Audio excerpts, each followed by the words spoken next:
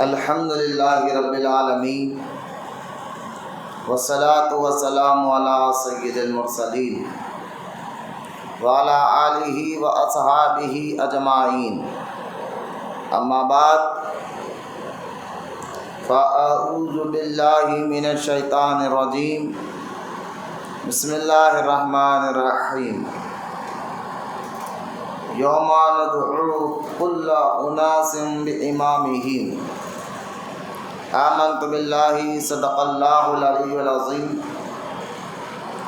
وقال اللہ تعالی بشان حبیبہ الکریم، ان اللہ وملائکتہ یصلون علی النبی یا ایھا الذین آمنوا صلوا علیہ وسلموا تسلیما۔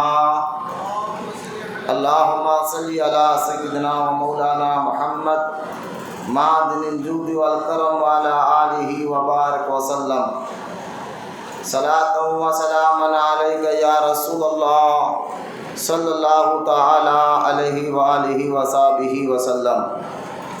اما بعد، ہر تعریف اور بڑائی صرف اللہ تعالی کے لیے ہے، جو سارے جہان کا مالک ہے، مختار ہے، اور جو سارے جہان کا پالنہار ہے۔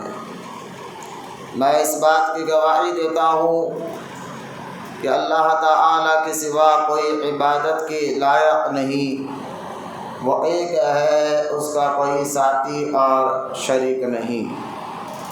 اور میں اس بات کی بھی گواہی دیتا ہوں کہ آپ کے اور ہمارے پیارے آقا اور مولا حضور پرنور رحمت عالم نور مجسم حضرت سیدنا محمد مصطفیٰ احمد مصطفیٰ صلی اللہ تعالی علیہ وآلہ وصحبہ وسلم اللہ تعالی کے آخری رسول اور اس کے برگزیدہ بندے ہیں۔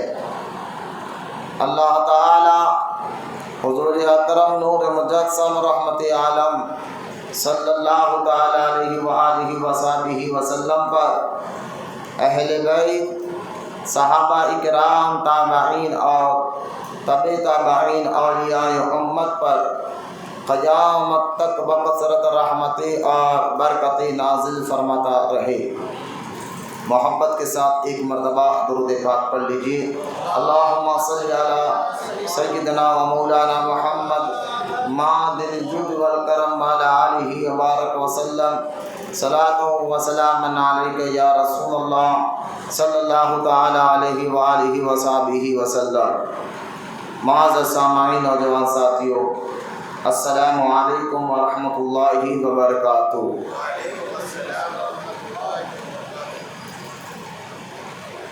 خبر اس کی کہ میں انشاءاللہ آج کا یہ جمعہ شریعت اور طریقت پر دوسرا ہمارا یہ پارٹ رہے گا، اس کے متعلق کچھ باتیں عرض کروں۔ آئیے سب سے پہلے ہمارا آپ پیارے آقا اور مولا حضور پرنور رحمت عالم نور مجسم صلی اللہ علیہ وسلم کی بارگاہ اقدس میں درود پاک پڑھنے کی کیا اہمیت اور فضیلت ہے، اس حدیث پاک کو سماعت کرتے چلے۔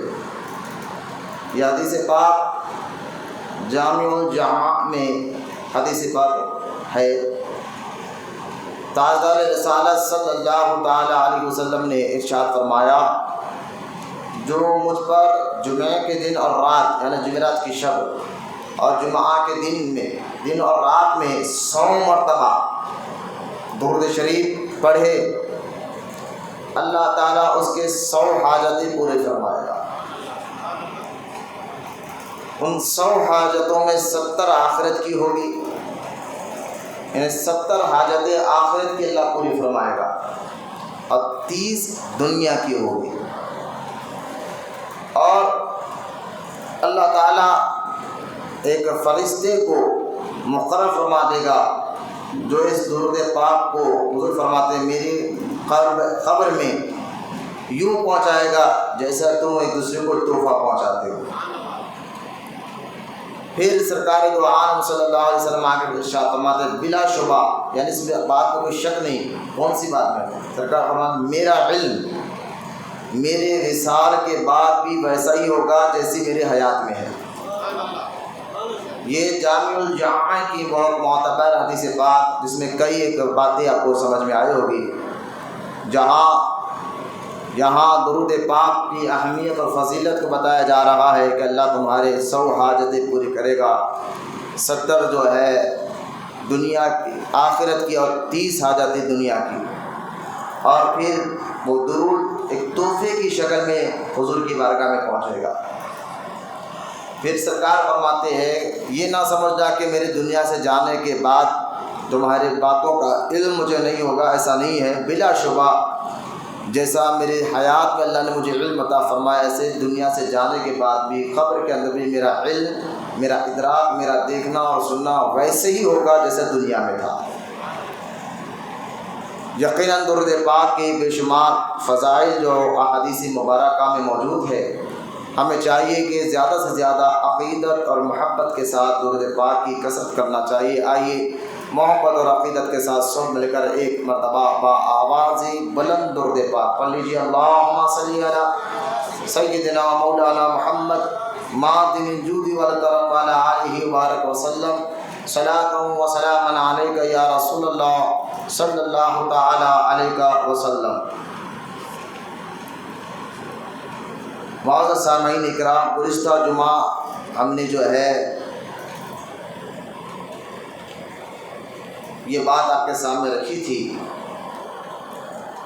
کہ شریعت اور طریقت کیا ہے، شریعت کا معنی کیا ہے اور طریقت کا معنی کیا ہے، اور قرآن پاک کی 5 آیتیں جو میں نے گزشتہ جمعہ آپ کے سامنے کوٹ کی تھی اور بتایا تھا، ان 5 آیتوں میں اللہ تعالیٰ نے مرید بننے کا حکم عطا فرمایا، اور وہ 5 آیتیں جو میں نے جمعہ میں بیان کی تھی، آج میں پھر سے نہیں دہراؤں گا، وہ سارا یہ بیان انٹرنیٹ میں موجود ہے۔ اور 3 احادیث مبارک میں نے صحیح مسلم میں ابو عبیدہ بن جراح رضی اللہ تعالیٰ عنہ سے جو روایت ہے صحیح مسلم شریف میں، وہ حدیث پاک بھی میں نے گزشتہ جمعہ میں بیان کیا تھا کہ مرید بننے کے کیا فائدے ہیں۔ قرآن اور حدیث سے تو اس پر کئی دلائل اور بھی قرآن میں آیت مبارکہ 5 کے علاوہ بھی، جس میں اللہ تعالیٰ نے مرید بننے کے فیصلے اور حکم عطا فرمایا ہے۔ لیکن بات دراصل یہ ہے کہ جو لوگ کچھ لبادہ اوڑھ کر اسلامی یعنی خاص طور پر پیرے اور ہرے شملے پہن کر اپنے آپ کو ایک بہت ہی پہنچا ہوا بابا بتاتے ہوئے لوگوں کو جو دھوکہ دیا جا رہا ہے آج کے اس دور میں، اور نہ ان کو نماز کی پابندی ہوتی ہے، نہ چہرے پہ داڑھی ہوتی ہے، بال لمبے بڑھا لے، ہر ہاتھ میں 10 انگوٹھیاں پہن لے، اور پھر یہ کہنا کہ ہم طریقت والے ہیں، تو اس طرح کے کئی ایک جو ہے دھوکے باز مارکیٹ میں پھر رہے ہیں، جس سے کئی نوجوان بچے اور کئی لوگ ان کی باتوں میں آ کر اپنے ایمان اور عقیدے کو خراب کر رہے ہیں۔ لہٰذا آج گزشتہ جمعہ میں نے یہ بتایا تھا کہ ان کی پہچان کیا ہے اور ایک کس طرح کی حرکتیں کر رہے ہیں، اور بڑے بڑے بزرگان دین نے شریعت اور طریقت کے بارے میں کیا ارشاد فرمایا۔ چند میں بزرگان دین کا قول جو انٹرنیٹ پہ انشاءاللہ ریکارڈ بھی ہو رہا ہے میں آپ کے سامنے رکھوں گا، اس سے بھی بخوبی اندازہ کر لے کہ ایک آدمی داڑھی کاٹنے والا اور گانجا پینے والا، لمبے بال بڑھانے والا، 10 انگوٹھیاں ہاتھ میں پہننے والا، بچے باہر چلے جاؤ، تو بیٹھنا ہے تو خاموش بیٹھو، ٹھیک ہے، مسجد میں بات کرنا منع ہے۔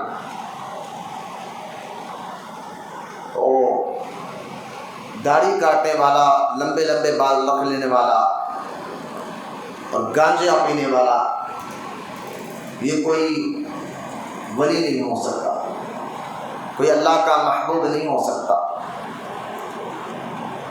آپ دیکھیے حضرت پیران پیر غوث اعظم دستگیر رضی اللہ تعالیٰ عنہ جو سارے ولیوں کے امام ہیں، آپ کیا ارشاد فرماتے ہیں، ذرا اس پر آپ غور فرمائیں۔ طبقات الکبریٰ میں یہ روایت موجود ہے، لیکن جو کتاب سے میں آپ کو سامنے پڑھ رہا ہوں وہ امام احمد رضا اور معارف تصوف کتاب کا نام ہے، اور یہ لکھنے والے جو ہے مولانا محمد عیسیٰ رضوی اور قادری صاحب قبلہ احمد عزیز العالی، جو حضور تاج الشریعہ رحمۃ اللہ تعالیٰ علیہ کے خلیفہ ہیں، انہوں نے یہ کتاب لکھی ہے، اور تصوف اور شریعت اور طریقت کے بارے میں بہت سی بزرگان دین کے اقوال اس میں جمع فرمائے ہیں۔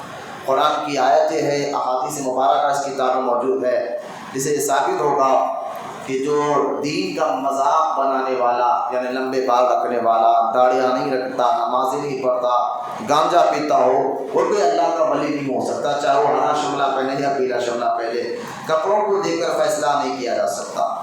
تو انشاءاللہ سرکار غوث پاک رضی اللہ تعالیٰ کا جو قول بھی آپ دیکھیں، جو سارے ولیوں کے امام ہیں، جن کے بغیر کوئی جو ہے ولی آج جو اللہ کسی کو بناتا نہیں جب تک وہ راضی نہ ہو، غوث پاک جب تک راضی نہ ہو۔ آپ دیکھیے غوث اعظم دستگیر رضی اللہ تعالیٰ عنہ فرماتے ہیں، ہم اور سے اس قول کو سنیں، انشاءاللہ اس کی شرح میں آپ کے سامنے کروں گا۔ غوث اعظم فرماتے ہیں، غیر خدا کو موجود نہ دیکھنا، اس کے ساتھ ہو تو اس کی باندھی ہوئی حدود سے کبھی جدا نہ ہو۔ یعنی آپ شریعت اور طریقت کیا ہے یہ بتا رہے ہیں کہ اللہ کے علاوہ کسی غیر کے راستے پر نہیں چلنا، کسی غیر کے، جو حکم اللہ اور اس کے رسول کا اسی کے راستے پر چلنا، یہ شریعت ہے اور یہی طریقت ہے۔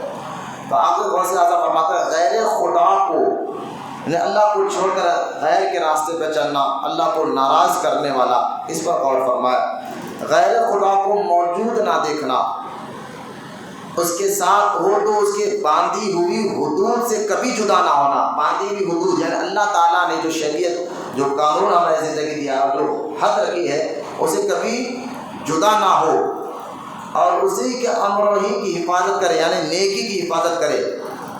اگر حدود شریعت، آپ دیکھیے سرکار غوث اعظم فرمائے، اگر حدود شریعت سے کبھی حد میں خلل آیا، ان شریعت سے تو تھوڑا بھی ہٹ گیا، یہ کس کے لیے کہہ رہے ہیں؟ جو اپنے آپ کو مرید کہے، جو اپنے آپ کو طریقت والا کہے، جو پیر صاحب کہے، ان کے لیے غوث اعظم فرما رہے ہیں۔ ذرا غور سے سنیں آپ کہ پیری مریدی کیا ہے، یہ صرف یہ ڈھونگیوں کو دیکھ کر اپنا ایمان اور عقیدہ خراب نہ کر لے۔ جو غوث اعظم فرما رہے ہیں اس پر غور فرمائے کہ غوث اعظم فرماتے ہیں کہ پیر وہ ہوتا ہے جو ہر وقت وہ اس راستے پہ چلتا ہے جو اللہ اور اس کے رسول کا راستہ ہے، یعنی ہر وہ کام وہ کرتا ہے جس سے اللہ راضی ہو، ایک بات۔ اور دوسری بات فرماتے ہو کبھی اللہ کی باندھی ہوئی حدود یعنی شریعت کو پھلانگ نہیں کرتا، یعنی وہ کام وہ کبھی نہیں کرتا اللہ کا ولی جس سے اللہ ناراض ہوتا، جس سے وہ اللہ تعالیٰ ناراض ہوتا، وہ کام وہ کبھی ولی نہیں کرتا۔ آگے فرماتے ہو ولی تو وہ ہوتا ہے کہ جو ہمیشہ اپنے نیکیوں کی حفاظت کرتا، نیک کام کرتا ہے۔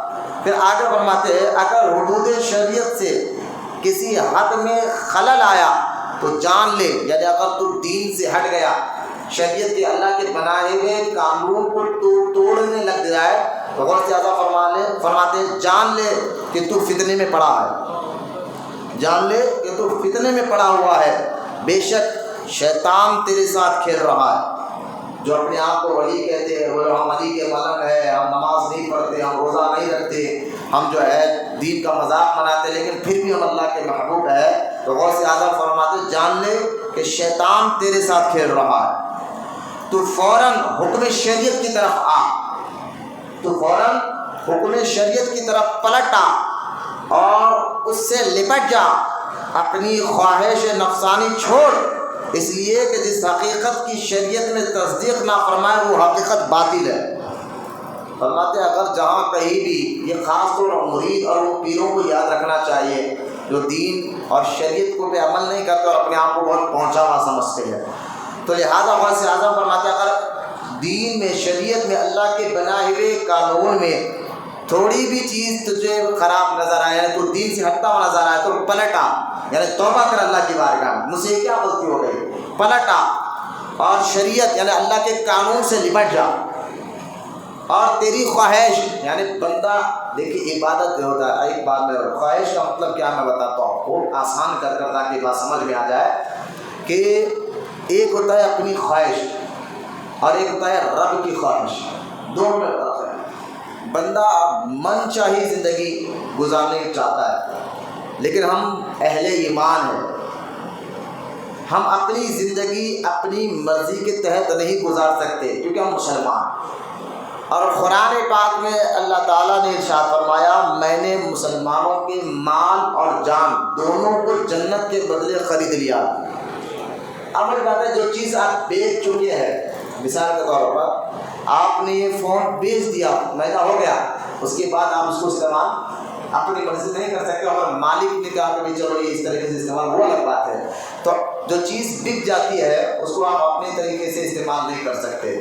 تو یہ آپ کی جان اور جو اللہ پاک نے آپ کو یہ دولت اور مال عطا فرمایا، یہ آپ جنت کے بدلے، قرآن فرماتا ہے اہل ایمان، یا مسلمان ایمان والے کی بات چل رہی ہے، تو اللہ فرما رہا ہے قرآن پاک میں کہ ہم نے اہل ایمان سے جنت کے بدلے میں ان کی جان کو بھی خرید لیا ہے اور ان کے مال کو بھی خرید لیا۔ تو اب ہماری جان یہ اللہ کے حکم سے چلے گی، مال کہاں سے کمانا ہے، کہاں خرچ کرنا ہے، یہ بھی اللہ کا حکم ہوگا، کمانا کیسا ہے اور خرچ کہاں پر کرنا ہے، یہ دو دے۔ لہٰذا اپنی خواہش سے ہم زندگی نہیں گزار سکتے، اللہ تعالیٰ تو رب چاہی زندگی گزارے، من چاہی زندگی نہیں۔ جیسا کہ لوگ آپ دیکھیں بہت سے نوجوان اور بڑے حضرات جو ہے مسجد میں آنے کو طریقہ نہیں معلوم، آنا کیسا ہے، بیٹھنا کیسا ہے، لمبی لمبی عمریں ہو جاتی ہے لیکن مسجد کے اندر وہ آ رہے ہیں، کیسے آ رہے کہ یہ وضو کا پانی ٹپک رہا، ان کو خبر ہے، کوئی مسجد کے اندر آ کر جو ہے کپڑے آستے سیدھے کر رہا، لیکن جو واقعی یہ ساری من چاہی عبادت اللہ کو پسند نہیں ہے، کیونکہ مسجد کے آداب ہی نہیں جانتا، جبکہ مسجد کے اندر وضو کا پانی ٹپکنے سے، جو ہم وضو کر آتے ہیں نا، اس کا پانی اگر آپ مسجد کے اندر ٹپکاؤ گے تو آپ گناہ گار ہو گے، گناہ لکھا جائے گا۔ آپ بولیں گے وہ کیوں؟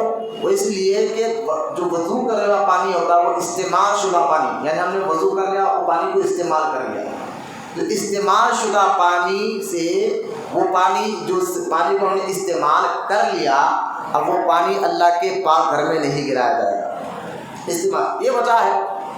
تو لیکن بہت سے نوجوان، بہت سے جنوں کو، جیسا کہ ہم یہاں درگاہ میں آپ نے دیکھا ہے، الحمدللہ ہم مسجد میں مؤذن کو باہر ٹھہرا کر دیتے ہیں کہ جو مسجد میں بالکل اکڑ کر آ رہے ہیں، آستینہ چڑھا کر آ رہے ہیں، ان کو باہر روکا، تاکہ ہمارا مقصد باہر رکا کر ان کو معذاللہ رسوا کرنا نہیں ہے، بلکہ ان کو دین سمجھانا، اور یہ ہمارا ارادہ اللہ کی رضا کے لیے، کوئی نام نمود کے لیے نہیں ہے کہ ہماری عزت کرے، واہ واہ کرے، نہیں، اللہ کی رضا کے لیے ہے، تاکہ ان لوگوں کو باہر ہی سمجھائے کہ بیٹا مسجد میں ایسا آیا نہیں جاتا، کیونکہ تم اپنے گھر میں نہیں اللہ کے گھر میں آ رہے ہو۔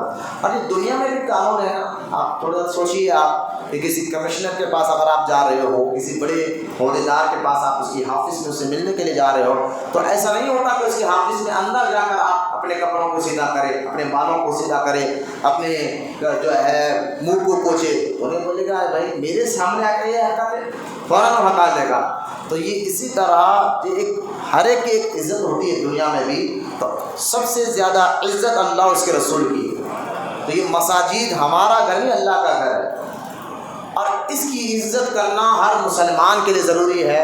میں سمجھتا ہوں جو آج دنیا بھر میں مسجدوں کے بارے میں جو نئے نئے پالیسیاں کی جا رہی ہے، سیاست کی جا رہی ہے، فلاں مسجد میں یہ نکلا، فلاں مسجد میں ایسا ہے، فلاں مسجد میں ایسا ہے، یقیناً یہ بہت بڑی گھٹیا ایک سیاست چل رہی ہے ہندوستان بھر میں، اسے ختم ہونا چاہیے۔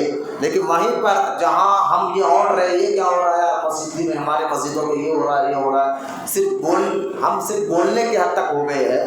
ہم اگر اپنے پاس کی جو مساجد ہے اس کا ادب کرنا جان جائے، اس کو آباد رکھے، اس کی عزت کرے، اس کا ادب کرے، تو انشاءاللہ تعالی جب غیر لوگ دیکھیں گے جو مسلمان مسجد کا اتنا ادب کرتے ہیں تو مسجد کو نقصان پہنچانا گوارا نہیں کر سکتے۔ لہٰذا ہمیں بھی چاہیے کہ مساجد کا ادب ہم خود بھی کریں۔ اگر کوئی غیر آ کر مسجد کی بے حرمتی کرا تو ہمیں برداشت نہیں ہوتا، تو خود ہی جو ہے اگر ہم مسجد کی بے حرمتی کریں گے تو ہمیں شرم ہونی چاہیے کہ کس منہ سے ہم مسلمان اپنے آپ کو کہہ رہے ہیں۔ جب غیر کو برداشت نہیں کر سکتے تو تم خود کیوں بے عزت کر رہے ہو مسجد کی جگہ کو؟ تم آنے کا طریقہ نہیں معلوم، سینہ آکڑ کر آ رہے ہو جیسے جیم میں جا رہے ہو۔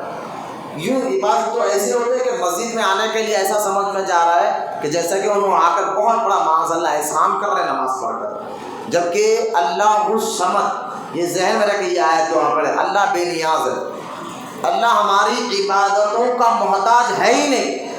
اگر پوری دنیا مل کر کے اگر اللہ کی عبادت کرنا چھوڑ دے، سمجھا رہا ہوں مثال کے طور پر، پورے انسان پوری دنیا مل کر اگر اللہ کی عبادت کرنا چھوڑ بھی دے تو مجھے بتائیے اللہ کی شان میں کوئی فرق آئے گا؟ نہیں آئے گا۔ یہ اللہ الصمد کا معنی ہے، اللہ بے نیاز ہے۔ یہ عبادتیں، یہ ہمیں نماز کا حکم، یہ شریعت کا حکم، یہ جو دیا ہے نا، ذرا آپ اس کو اکیلے میں کبھی بتاؤں گا بٹھا کر، لیکن آپ بھی غور کریں، ان عبادتوں میں اللہ تو راضی ہوتا ہی ہے، لیکن ساتھ ہی ساتھ ہمارا جسمانی بھی فائدہ ہے اور روحانی بھی فائدہ ہے۔ نماز میں کتنے فائدے ہیں جسمانی طور پر اگر سمجھا جائے، وضو کے کتنے فائدے ہیں۔ آج کل وضو کے بارے میں بڑے ایک سائنٹسٹ نے کتاب لکھی، وضو اور سائنس، یہ انگلش میں بھی ملتی ہے، اردو میں بھی یہ مارکیٹ میں کتاب ملتی ہے، کبھی آپ پڑھ کر دیکھیں کہ ریسرچ کر کر بتایا جا رہا ہے۔ وضو کتاب کا نام ہی رکھا گیا وضو اور سائنس۔ آپ پڑھ کر دیکھیے کہ بڑے بڑے سائنسدانوں نے جو ہے ریسرچ کر کر بتایا کہ وضو کے اندر کتنے فائدے ہیں۔ اگر ایک بندہ 5 دن وضو کرتا ہے تو بس ایک بات سمجھ آئے کہ وہ چمڑے کی جو کینسر ہوتا ہے چمڑے کا، اس سے وہ محفوظ ہو جاتا ہے۔ وضو کرنے سے کینسر سے بندہ محفوظ ہو رہا ہے، وضو کرنے سے پاکیزگی آ رہی ہے۔ خیر، تو یہ ساری عبادتیں جو اللہ اس کے رسول نے ہمیں دی ہے اہل ایمان کو، اس میں فائدہ ہمارا ہی ہے۔ اگر دیکھا جائے تو دنیا کا بھی فائدہ ہے اور آخرت کا بھی فائدہ ہے، تو لہٰذا اگر ہم عبادت نہیں کریں گے تو اللہ کی ذات میں کوئی فرق آنے والا نہیں ہے۔ لہٰذا ہمیں چاہیے کہ دین کا، شریعت کا خاص خیال رکھے، وہ کام کرے جس سے اللہ راضی ہوتا ہو۔ تو جب عام مسلمانوں کا یہ حکم ہے تو دین کا خیال کرے، نمازوں کا خیال کرے، اور مجھے بتائیے جو اللہ کا محبوب اپنے آپ کو بتائے، ولی بتائے، وہ تو اور زیادہ ان باتوں کی پابندی کر کے بتاتا ہے۔ ایسا نہیں ہوتا کہ شراب پیتے نظر آ جائے، ایسا نہیں ہوتا گانجا مارتا نظر آ جائے۔ تو یہ بہت بڑی ہمارے اندر جو ہے گڑبڑی چل رہی ہے۔ غوث پاک رضی اللہ تعالیٰ عنہ فرماتے ہیں، اگر کوئی اپنے آپ کو ولی کہے تو پہلے تو ولی کون ہوتا ہے؟ وہ وہی کام کرتا ہے۔ غوث اعظم فرماتا ہے غیر خدا کو موجود نہ دیکھنا، مطلب کیا؟ اللہ کا ولی وہ کام کرتا ہے جس سے اللہ راضی ہوتا ہے، وہ کام کرتا ہی نہیں جس سے اللہ ناراض ہوگا۔ کیا پھر غوث اعظم فرماتے ہیں اگر کوئی اپنے آپ کو ولی کہے اور دین سے، شریعت کے قانون کے خلاف کام کرے، داڑھی کاٹنے والا بن جائے، نماز چھوڑنے والا بن جائے اور کہے بھائی مجھے نسبت سنبھال لے گی، میں بہت پہنچا ہوا آدمی ہوں، فلاں بزرگ کا میں بیٹا ہوں، فلاں ولی، میرے خاندان میں ابا ولی، دادا ولی، پردادا ولی، مجھے ان باتوں کی ضرورت نہیں ہے، تو یہ غوث اعظم فرماتے جو سارے ولیوں کے امام ہیں۔ غوث اعظم فرماتے ہیں شریعت کی طرف یہ تو جان لے، غوث اعظم فرماتے ہیں اگر حدود شریعت سے کسی حد میں خلل آیا تو جان لے کہ تو فتنے میں پڑا ہوا ہے اور شیطان تیرے ساتھ کھیل رہا ہے، تو فوراً حکم شریعت کی طرف پلٹ آ اور اسے لپٹ جا اور اپنی خواہشات نفسانی چھوڑ کے دے کیا کرو، اپنی خواہشات، اپنی من چاہی زندگی مت گزار، رب چاہی زندگی گزار۔ جو یہ فرق ہوتا ہے، من چاہی عبادت ہم نہیں کر سکتے، جیسا من میں آیا بیٹھ گئے، جیسا من میں آیا نماز پڑھ لے، نہیں، من چاہی عبادت نہیں، رب چاہی عبادت ہونا چاہیے۔ تو اس لیے میں اکثر یہ بات کہتا ہوں کہ نماز دیکھنے سے نہیں آتی، سیکھنے سے آتی ہے۔ عبادتیں سیکھنا پڑتا ہے، سیکھنے سے عبادتیں آتی ہے۔ تو غوث اعظم فرماتے ہیں اپنی خواہشات نفسانی چھوڑ، اس لیے جس حقیقت کی شریعت میں تصدیق نہ فرمائے وہ حقیقت میں باطل ہے۔ اب جو غوث پاک کا عاشق ہو، جو ماشاءاللہ 11ویں شریف کرتا ہو، اس کے لیے تو غوث اعظم کا یہ خالی ایک بات ہی کافی ہے، وہ ولی کو سمجھنے کے لیے یہ ایک بات ہی کافی ہے کہ وہ کبھی شریعت کے خلاف نہیں کام کرتا۔ اب سرکار غوث پاک کا ایک اور قول طبقات کبریٰ میں، غوث اعظم کا ایک اور قول میں آپ کے سامنے بیان فرما رہا ہوں، ذرا فرمائیے، غور فرمائے۔ سرکار غوث پاک رضی اللہ تعالیٰ عنہ فرماتے ہیں جب تو اپنے دل میں کسی کی دشمنی یا محبت پائے، غوث اعظم فرما رہے ہیں جب تو اپنے دل میں کسی کی دشمنی یا محبت پائے تو اس کے کاموں کو قرآن حدیث میں پیش کر، ان کاموں کو قرآن حدیث پر پیش کر، اگر ان میں پسندیدہ ہو تو یہ اس سے محبت رکھ، اور اگر ناپسندیدہ ہو تو کراہت، تاکہ اپنی خواہش سے نہ کوئی دوست رکھے نہ دشمن۔ اللہ تعالیٰ خواہش کی پیروی نہ کر کے تجھے بہکائے، یعنی اللہ تعالیٰ فرماتا ہے کہ خواہش کی پیروی نہ کر کہ تجھے بہکا دے گی خدا کی راہ سے۔ مطلب غوث اعظم کا میں یہاں بیان کر، یہاں تو غوث پاک کا قول ختم ہو رہا ہے۔ غوث اعظم فرما رہے ہیں کہ اگر تیرے دل کے اندر کسی سے دشمنی یا کسی سے محبت پیدا ہو رہی ہے تو تو جس سے دشمنی کر رہا ہے کس لیے کر رہا ہے، تو جس سے محبت کر رہا ہے کس لیے کر رہا ہے، اس کو سمجھنے کے لیے تجھے قرآن حدیث کے پاس آنا ہوگا۔ جن کو اللہ اور اس رسول نے جن سے محبت کرنے کا حکم دیا تو ان سے محبت رکھ، یہ غوث اعظم فرما رہے ہیں۔ اللہ رسول نے جس سے محبت کرنے کا حکم دیا تو اس سے محبت رکھ، اور اللہ اس کے رسول نے جسے دشمنی رکھنے کا حکم دیا تو اس سے دشمنی رکھ، یہ غوث اعظم فرما رہے ہیں۔ اب مجھے بتائیے کس سے محبت کرنا ہے اور کس سے دشمنی کرنا ہے؟ ان سوالات کا جواب بھی اللہ تعالیٰ نے قرآن میں بھی دیا اور حدیث میں بھی ہے۔ ان سوالات کا کس سے محبت رکھنا ہے اور کس سے دشمنی رکھنا ہے۔ اب محبت کس سے رکھنا ہے؟ غوث اعظم دستگیر رضی اللہ تعالیٰ کے قول کی روشنی میں آپ کو بتاؤں کہ محبت اللہ سے رکھنا اور اللہ کے تمام نبیوں اور رسولوں سے رکھنا ہے۔ اللہ کے تمام نبیوں رسولوں اور اللہ کے نیک اور محبوب بندوں سے محبت رکھنا ہے، یہ اللہ سے محبت کا۔ اگر آپ دشمنی کس سے رکھنا ہے؟ جو مشرک ہو، جو کافر ہو اور جو گستاخ رسول ہو، جیسے کہ وہابی بدعقیدہ سے ہم دشمنی رکھتے ہیں۔ کیوں؟ وہابیوں سے دشمنی رکھنا یہ بھی ایمان ہے۔ بدعقیدہ وہابی جو ہے، جنہوں نے اپنی کتابوں میں حضور کے بارے میں گندی گندی باتیں لکھی ہے، غیر غلط باتیں لکھی ہے، وہ کتابیں آج بھی مارکیٹ میں چھپتی ہیں۔ کئی کتابیں میں بھی آپ کو بتا سکتا ہوں کہ کس طرح انہوں نے حضور کی شان میں بکواس لکھی ہے۔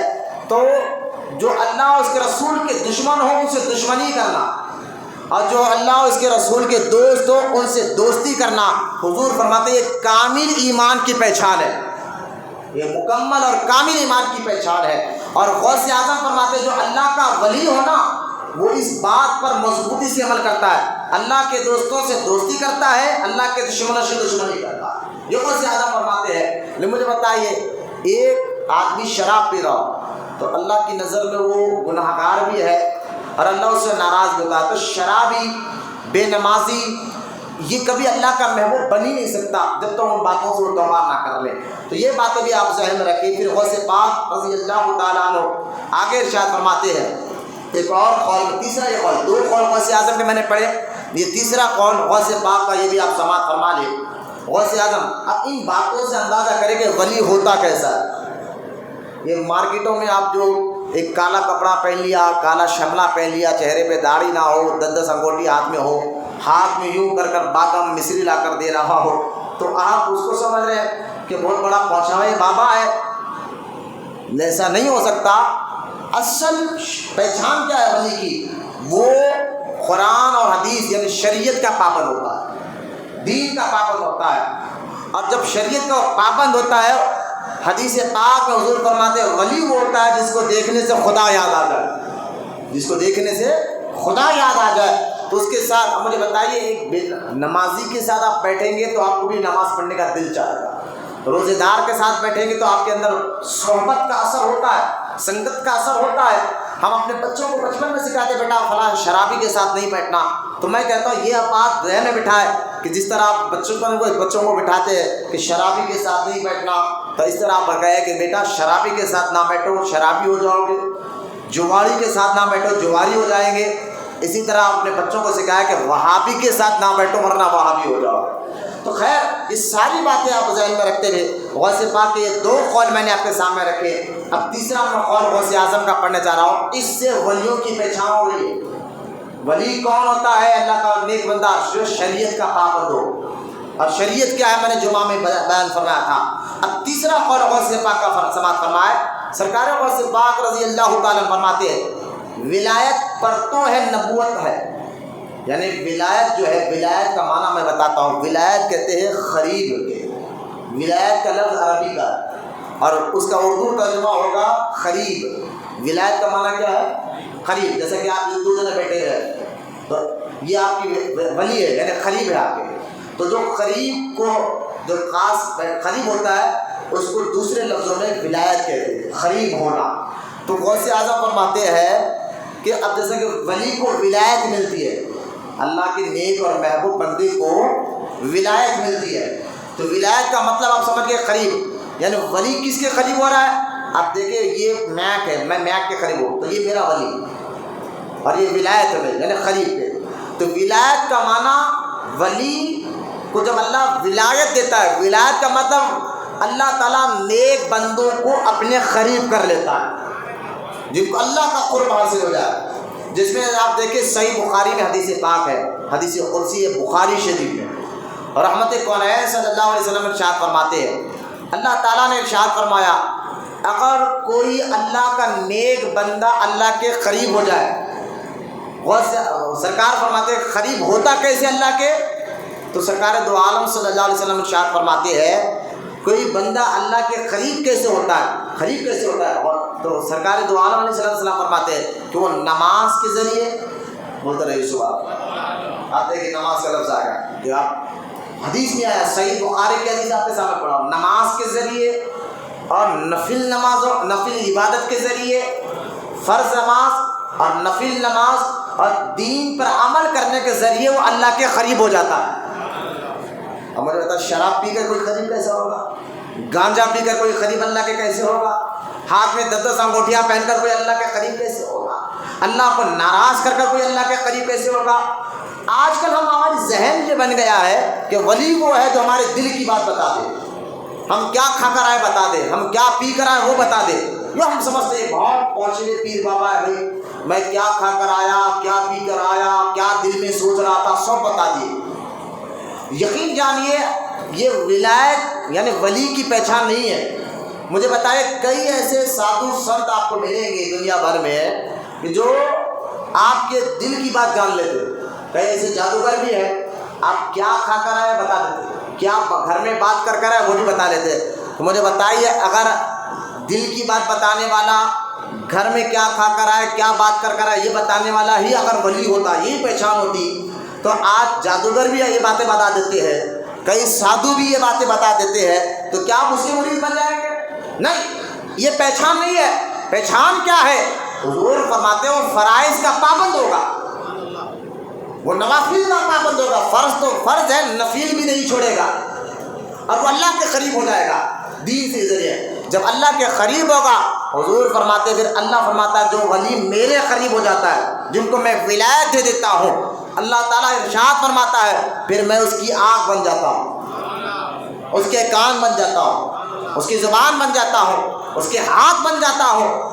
مجھے بتائیے اس کا مطلب یہ بھی نہیں ہے کہ معاذ اللہ کہ اللہ تعالیٰ جو یہاں ایک بہت یہ حدیث کی مشورہ کرنا ضرور سمجھتا ہوں، جہاں یہ حدیث صحیح بخاری میں ہے جس میں اللہ پاک یہ کہہ رہا ہے جو ولی میرے قریب ہو جاتا ہے میں اس کی آنکھ بن جاتا ہوں، اس کے کان بن جاتا ہوں، اس کی زبان بن جاتا ہوں، اس کے ہاتھ بن جاتا ہوں. تو اس کا مطلب یہ نہیں ہے کہ معاذ اللہ کہ اللہ پاک اس کے جسم میں آ جاتا ہے، معاذ اللہ ثم معاذ اللہ، یعنی اس کے جسم میں حلول کر لیتا ہے، جسم میں آ جاتا ہے. ایسا نہیں ہے، ذرا غور سے سنیں میری بات کو. یہ مطلب نہیں ہے. مطلب یہ ہے کہ اس کا دیکھنا خدا کا دیکھنا ہوتا ہے. مجھے بتائیے یعنی آنکھیں تو اس کی ہے، یعنی ولی کی ہے، طاقت اللہ کی ہوتی ہے. کان تو اس کے ہے، طاقت اللہ کی ہوتی ہے. ہاتھ اس کے ہے، طاقت اللہ کی ہوتی ہے. جب اللہ اپنا ولی کو اپنا قریب عطا کر اپنا ہاتھ اور آنکھ کان بنا دیتا ہے تو مجھے بتائیے کہ ایک عام آدمی کے دیکھنے میں اور ولی کے دیکھنے میں زمین آسمان کا فرق ہو جاتا ہے. ہم دیکھ رہے ہیں تو ہماری نظر کہاں تک جائے گی؟ دروازے تک، گیٹ تک. لیکن جب اللہ اپنے ولی کو اپنے دیکھنے کی طاقت دیتا ہے، یہ فرق سمجھیے آپ کو. ہم تو دیکھ رہے دروازے تک، لیکن جو اللہ کا ولی ہو جاتا ہے اور جو حدیث میں آیا کہ اللہ ان کی آنکھ بن جاتا ہے، تو مطلب کیا ہے؟ وہ بیٹھا ہوا بغداد میں ہو لیکن دیکھتا سارے مریدوں کو ہے. بولے نا سبحان اللہ. وہ بیٹھا ہوا اجمیر میں ہو, سنتا سارے مریدوں کی آواز ہے, کیونکہ اس کے کام اس کے نہیں, خدا نے اس کو ایسا پاور عطا فرمایا اسپیشل ولی بننے سے, اور نماز فرائض کے ذریعے بنا اسپیشل طور یہ سمجھانے کے لیے کہہ رہا ہوں کہ اس کے کام عام کانوں کی طرح نہیں سنتے. اللہ پاک ان کو دور کی بھی سناتا ہے اور نزدیک کی بھی سناتا ہے. اس کی آنکھ صرف دروازے تک نہیں, وہ پوری دنیا کو دیکھتا ہے. غوث اعظم فرماتے ہیں اس لیے کہ میں پوری دنیا کو ایسے دیکھتا ہوں جیسے میرے ہتھیلی میں رائے کے دانہ رکھا ہوا ہو, جیسے میرے ہاتھ کی ہتھیلی میں رائے کا دانہ رکھا ہوا ہو. جس طرح تم اپنے ہاتھ کی ہتھیلی میں رائے کے دانے کو دیکھتے ہو, غوث اعظم فرماتے ہیں میں پوری دنیا کو دیکھتا ہوں. تو یہ خدا کی دے گا. اور اس کو اور آسان کر کے میں سمجھاتا ہوں تاکہ ابھی بھی بات اگر آپ کے ذہنوں میں کھل نہ پائی کہ مطلب کیا ہے کہ خدا کی طاقت سے وہ دیکھتا ہے, خدا کی طاقت سے وہ سنتا ہے, تو خدا کی طاقت سے وہ بولتا ہے. اگر اب ابھی بھی سمجھ میں نہیں آیا تو اور آسان کر میں آپ کو سمجھاتا ہوں. مثنوی شریف جو کتاب کا نام ہے, مولانا جلال الدین رومی رحمۃ اللہ تعالیٰ علیہ. اب میں نے آپ پھر کہہ رہا ہوں یہ ولی بنتا کیسا ہے؟ فرائض اور نوافل کے ذریعے. بے نمازی نہیں, داڑھی کٹا نہیں, شراب پینے والا نہیں, گانجے مارنے والا نہیں. ذہن میں رکھیں ان باتوں کو. ولی شریعت کی پابندی سے اللہ کے قریب ہوتا ہے, اللہ کے بنائے ہوئے قانون پر عمل کرتے ہوئے اللہ کے قریب ہوتا ہے. اور جب قریب ہو جاتا ہے تو پھر اللہ اس کو اپنی ولایت دیتا ہے, یعنی اپنے خاص قرب میں رکھتا ہے. اور ولایت کا معنی اس کو اور آسان کر سمجھاتا ہوں. مولانا روم رحمۃ اللہ تعالیٰ علیہ فرماتے ہیں مثنوی شریف میں کہ دیکھو آگ کا کام کیا ہے؟ جلانا. آگ جلاتی ہے, آگ کا کام جلانا ہے, وہ جلاتی ہے, اس کی فطرت ہے جلانا. لیکن اسی آگ کے اندر اگر لوہے کو ڈال دے, آگ کو اندر لوہے کو ڈال دے, میں لوہا تو جلاتا نہیں لیکن اگر آگ میں ڈال دے اور کچھ گھنٹے اس کے اندر رہنے دے تو اب لوہے کو بھی آپ ہاتھ میں لگا سکتے. اب آپ بولیں گے نہیں بھائی آگ کا کام جلانا, لوہے کا کام تھوڑی جلانا ہے. نہیں, اب جلائیں. کیوں؟ کیونکہ یہ کچھ گھنٹے آگ کے ساتھ رہ گیا. اب آگ نے اپنا اثر لوہے کو بھی دے دیا. جو کام آگ کا ہے جلانا, اب لوہا بھی جلائے گا کیونکہ آگ اپنا اثر لوہے کو دے دیا ہے. لیکن یہ بھی ذہن میں رکھے لوہا لوہا ہے اور آگ آگ ہی ہے. یہ بھی ذہن میں رکھے بات کو, لوہا لوہا ہی ہے, آگ آگ ہی ہے. لیکن لوہا کچھ دیر آگ کے اندر رہنے سے آگ نے اپنی فطرت لوہے کو بھی دے دی, اپنی مزاج لوہے کو بھی دے دی. مولانا روم فرماتے ہیں یہ مثال ذہن میں رکھو. اور آگے مولانا روم فرماتے ہیں اسی طرح اللہ کا ولی اپنے آپ کو اللہ اور اس کے رسول کی محبت کے گڑھ میں ڈال دیتا ہے, یعنی وہی کام کرتا ہے جو اللہ اس کے رسول بیان فرمایا. تو جب اللہ اس کے رسول کے کہنے پر ساری زندگی کو فنا کر دیتا ہے اور اللہ کے بتائے ہوئے طریقے پر چلنے لگ جاتا ہے تو پھر اللہ تعالیٰ اس کو اپنا قرب عطا فرماتا ہے, اور ایسا قرب عطا فرماتا ہے. جس طرح آگ کا کام جلانا ہے تو اب اس کو ہاتھ لگاؤ گے, لوہا اس کے اندر ساتھ رہا, ہاتھ لگاؤ تو لوہا بھی جلا دے گا. اسی طرح ولی جب اللہ کے قریب ہو جاتا ہے تو اللہ فرماتا ہے خبردار اگر میرے ولی سے دشمنی کرو گے میں اعلان جنگ کروں گا, میں اعلان جنگ کروں گا اگر میرے ولی سے دشمنی کریں گے. ارے بھائی ولی ولی ہے, خدا خدا ہی ہے. جس طرح یہاں آگ آگ ہی ہے, لوہا لوہا ہی ہے, لیکن آگ نے اپنا اثر دے دیا. اسی طرح اللہ تعالیٰ اپنے صفت کا اثر ولیوں کو دے دیتا ہے, اپنی صفت کا اثر, اپنی تجلی کا اثر ولیوں کو دے دیتا ہے. اب یہاں ایک کوئی اگر وہابی آپ کو ذہن بٹھایا, اگر آپ جا کر کہے اللہ تعالیٰ ولیوں کو اپنی صفت کا مظہر بناتا ہے, اپنی تجلی کا جلوہ ان پر ڈالتا ہے, اس کو اور آسان کر میں بتاتا ہوں. آپ دیکھیے اگر سورج ہے, ہم سورج کو ڈائریکٹ دیکھ سکتے ہیں, آنکھ ہماری بند ہو جائے گی, سورج کو آپ دیکھ سکتے. لیکن اگر اسی طرح اگر سورج کے سامنے اگر ہم آئینے کو رکھ دیں, سورج کے سامنے آئینے کو رکھ دیں سورج کا, تو جس طرح ہم اس سورج کو نہیں دیکھ سکتے اس کو بھی دیکھ نہیں سکتے کیونکہ آئینے پہ اثر ہو رہا ہے. تو ہماری آنکھ, ہم گاڑی چلاتے ہیں میرر پہ اگر سورج کی روشنی پڑی تو ہم پلٹا لیتے ہیں, ٹھیک ہے, ہماری آنکھ بند ہوتی ہے, ہم دیکھ نہیں سکتے.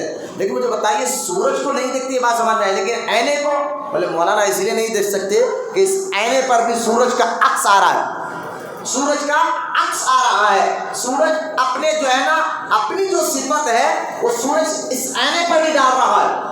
تو ہم آئینے پہ نظر رکھتے، اس مثال کو ذہن میں رکھے۔ اسی طرح اللہ تعالیٰ اپنی صفت کے تجلی ولیوں کے دلوں پر ڈالتا ہے۔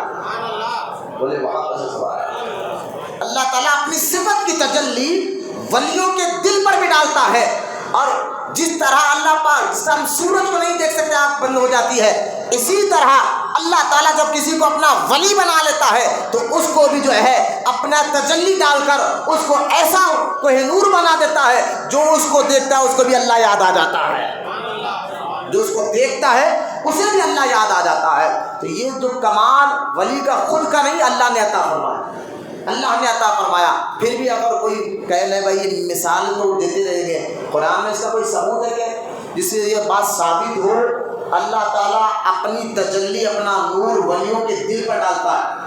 یہ کوئی ثابت ہو؟ میں نے کہا بالکل ڈالتا ہے۔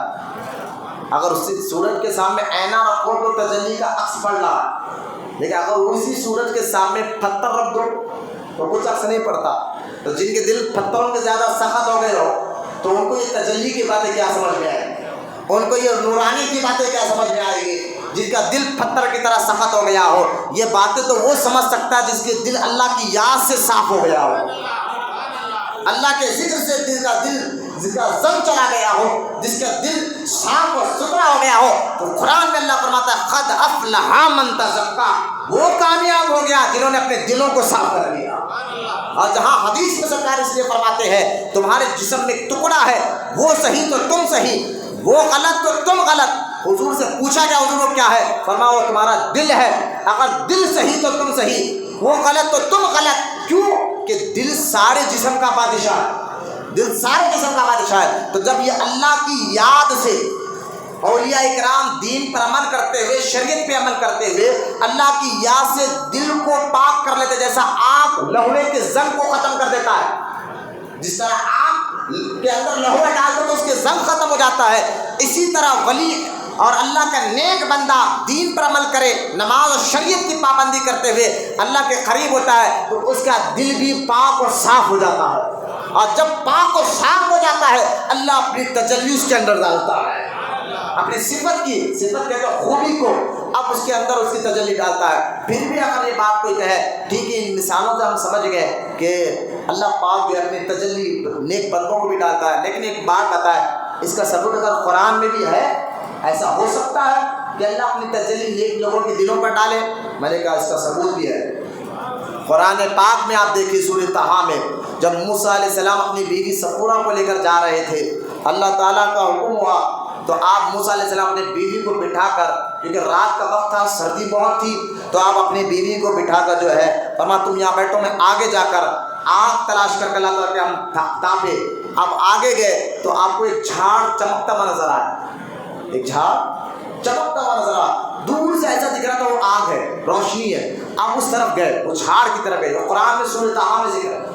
آپ وہ طرف گئے تو قریب جا کر دیکھا تو وہ آگ نہیں تھی بلکہ ایک جھاڑ تھا، اس جھاڑ سے روشنی آ رہی تھی، ایک جھاڑ تھا اس جھاڑ سے روشنی آ رہی تھی، اور اس روشنی سے آواز آئی اے موسیٰ میں تیرا خدا ہوں، اے موسیٰ میں تیرا خدا ہوں۔ اس کا مطلب یہ نہیں کہ معاذ اللہ اس جھاڑ کے اندر خدا آ گیا تھا، ایسا نہیں ہے، اللہ نے اپنی تجلی اس جھاڑ پہ ڈالی تھی۔ بولو نا سبحان اللہ۔ اللہ اپنی تجلی جو ہے اس جھاڑ پر ڈالی تھی، تو وہ جھاڑ سے آواز آ رہی موسیٰ میں تیرا خدا ہوں، میں نے تجھے نبی اور رسول بنایا۔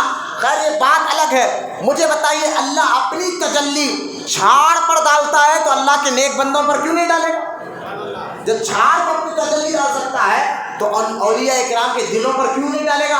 بالکل ڈالتا ہے، اور یہی جو ہے مطلب ہے۔ لیکن یہ ولی یہ سارے خوبیاں آتے کب ہیں اس بندے کے اندر؟ جب وہ شریعت کی پابندی کرتا ہے، جو دین کی پابندی کرتا ہے، وہ بے نمازی نہیں ہوگا، وہ شرابی نہیں ہوگا، وہ داڑھی کاٹنے والا نہیں ہوگا، وہ 10 انگوٹھی پہننے والا نہیں ہوگا، وہ حضور کی سنتوں پر ساری زندگی ایسا نہیں آج کیا کل چھوڑ دے، کل کیا پرسوں چھوڑ دے، نہیں، استقامت کے ساتھ مضبوطی کے ساتھ دین پر جو عمل کرتا ہے اللہ اسی کو اپنا ولی بناتا ہے۔ اور یہی بات غوث اعظم کہہ رہے ہیں، یہی تو بات کو سمجھا رہا ہوں، یہی بات غوث پاک فرما رہے ہیں۔ ولایت پرتو ہے نبوت کا، یعنی ولایت جو ہے نا سایہ ہے نبوت کی، اور نبوت پرتو ہے، نبوت پرتو الوہیت کا، اور آگے غوث اعظم فرماتے ہیں اور ولی کی کرامت یہ ہے، اب سنیں آپ، ولی کی کرامت کیا ہے؟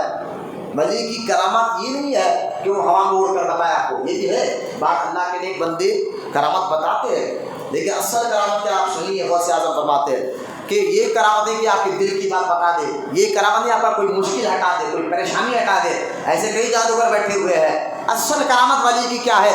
غوث اعظم فرماتے ہیں کہ ولی کی کرامت یہ ہے کہ اس کا ہر فعل، ولی کا ہر فعل سمجھے آپ کو، ہر فعل یعنی ولی کا ہر کام، اس کی عادتیں، اس کی مزاج، غوث اعظم فرماتے ہیں ولی کا ہر فعل حضور صلی اللہ علیہ وسلم کے قول کے قانون پر ٹھیک اترے گا، بولے محمد سے سبحان اللہ، حضور کے قول کے مطابق وہ زندگی گزارے گا۔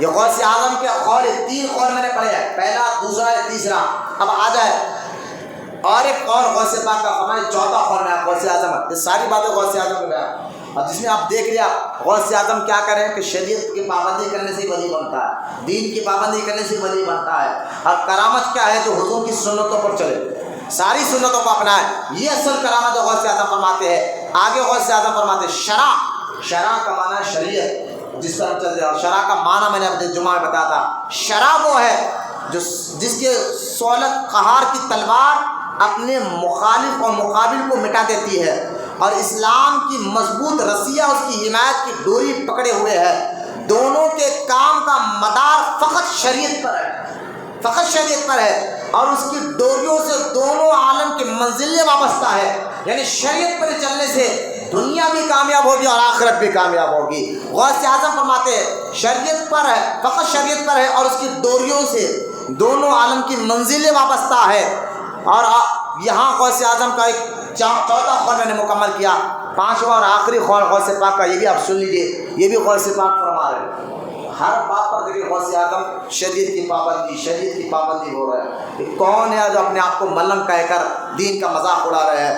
اب آئے غوث پاک رضی اللہ تعالیٰ فرماتے ہیں، آگے فرماتے ہیں شریعت پاکیزہ محمد صلی اللہ علیہ وسلم درخت، شریعت پاکیزہ ہے حضور صلی اللہ علیہ وسلم کی، اور آگے فرماتے ہیں درخت دین اسلام کا پھل ہے، شریعت وہ آفتاب ہے، غوث اعظم فرماتے ہیں شریعت وہ سورج ہے، وہ آفتاب ہے جس کی چمک سے تمام جہاں کی اندھیریاں جگمگا اٹھے، جس کی چمک سے اندھیرا میں اجالا آتا ہے، جو بندہ شریعت پہ عمل کرتا ہے تو اندھیرے میں راستہ ملتا ہے، جس کی چمک سے تمام جہاں کی اندھیریاں جگمگا اٹھے، شرع کی پیروی دونوں جہاں کی سعادت بخشی ہے۔ غوث اعظم فرماتے ہیں شرع یعنی شریعت کی پیروی دونوں جہاں کی شرع سعادت بخشی ہے، خبردار، آگے غوث اعظم فرماتے ہیں خبردار اس کے دائرے سے باہر نہ جانا، شریعت کے قانون کے دائرے سے باہر نہ جانا، خبردار اہل شریعت کی جماعت سے جدا نہ ہونا۔ یہاں غور کرے ان باتوں کے، غوث اعظم کے ایک عاشق کو یہ باتیں کافی ہے بس ڈھونگیوں کو پہچاننے کے لیے۔ میں آپ کو اس لیے ساری باتیں کہہ رہا ہوں کہ جہاں اس دور میں آپ کو وہابی بدعقیدہ سے بچنا ہے، ان ڈھونگیوں سے بھی آپ کو ایمان و عقیدے کو مضبوط کرنا ہے۔ لہٰذا غوث پاک رضی اللہ تعالیٰ عنہ کی یہ قول میں نے 5 سے 6 قول آپ کے سامنے پڑھے ہیں، اور بھی بزرگان دین کے قول جو ہے یہاں موجود ہے، لیکن میں آپ کو لے جانا چاہتا ہوں کہ شریعت کے بارے میں سمجھانے سے پہلے غوث پاک رضی اللہ تعالیٰ کے قول تو آپ سمجھ گئے، اس بات کو میں نے جمعہ میں ایک بڑی تقریر کی الحمدللہ، شریعت کیا ہے، طریقت کیا ہے، اور میرا عنوان یہ کیوں لیا میں نے، آج بھی میں آگے چل کر بتاؤں گا، تھوڑا وقت دیجیے۔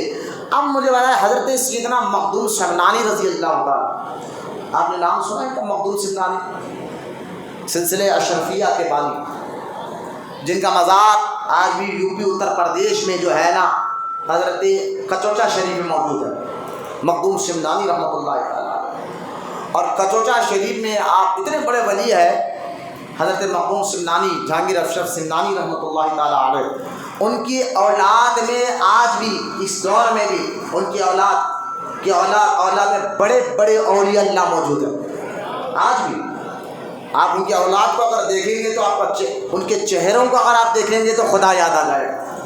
ان کی اولاد آج یعنی کہ 600 سال پرانے بزرگ ہے، خواجہ بندہ نواز گیسو دراز کا دور اور ان کا دور ایک ہی ہے، مخدوم سمنانی اور خواجہ بندہ نواز آپس میں گہرے دوست تھے۔ حضرت مخدوم سمنانی جو ہے نا بندہ نواز سے ملنے کے لیے گلبرگہ آیا کرتے تھے، اور خواجہ بندہ نواز ان کو دیکھ کر اٹھ کر کھڑے ہو جاتے تھے.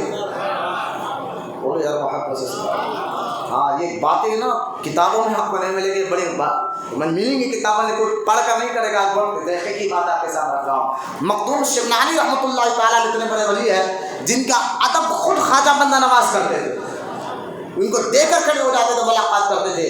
وہ مخدوم شبنانی رحمۃ اللہ, ان کی ایک کرامت میں آپ کو بتاتا ہوں, آپ سن لیجیے تاکہ ہم کرامت ہے نا جو ان ولیوں کی کرامت آپ کو اچھا لگے.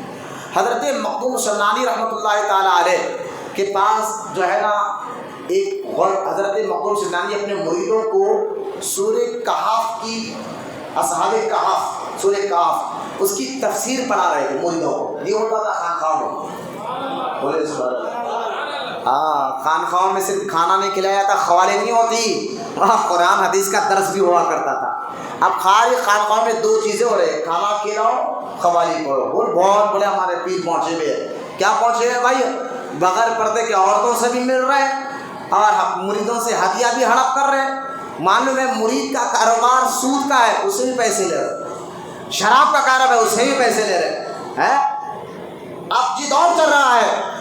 آپ دیکھیے حضرت ایک بزرگ کا مجھے واقعہ یاد آ گیا. ایک مرید حضرت کی بارگاہ میں آیا, آ کر کے حضرت میں بہت پریشان ہوں. حضرت جو ہے نا سوٹ کاٹ رہے ہیں, تاگا کاٹنے کا کام کر رہے ہیں, جس سے کپڑا بنتا ہے, وہ کاٹتے بیٹھے, تاگا کو بونتے بیٹھے تھے. تو حضرت سے آ کے مرید کہنے لگا, حضرت میں بہت پریشان ہوں. ولیوں کی تقویٰ پرہیزگاری دیکھیے, بس ظاہر ان کے پاس رہتا کچھ نہیں ہے لیکن اللہ ان کو کیسی نعمتوں سے نوازتا ہے. میں بہت پریشان ہوں. حضرت نے اس کو چہرے کو دیکھ کر فرمایا, ایک کام کر, باہر جاؤ, کسی کو صدقہ دے دے.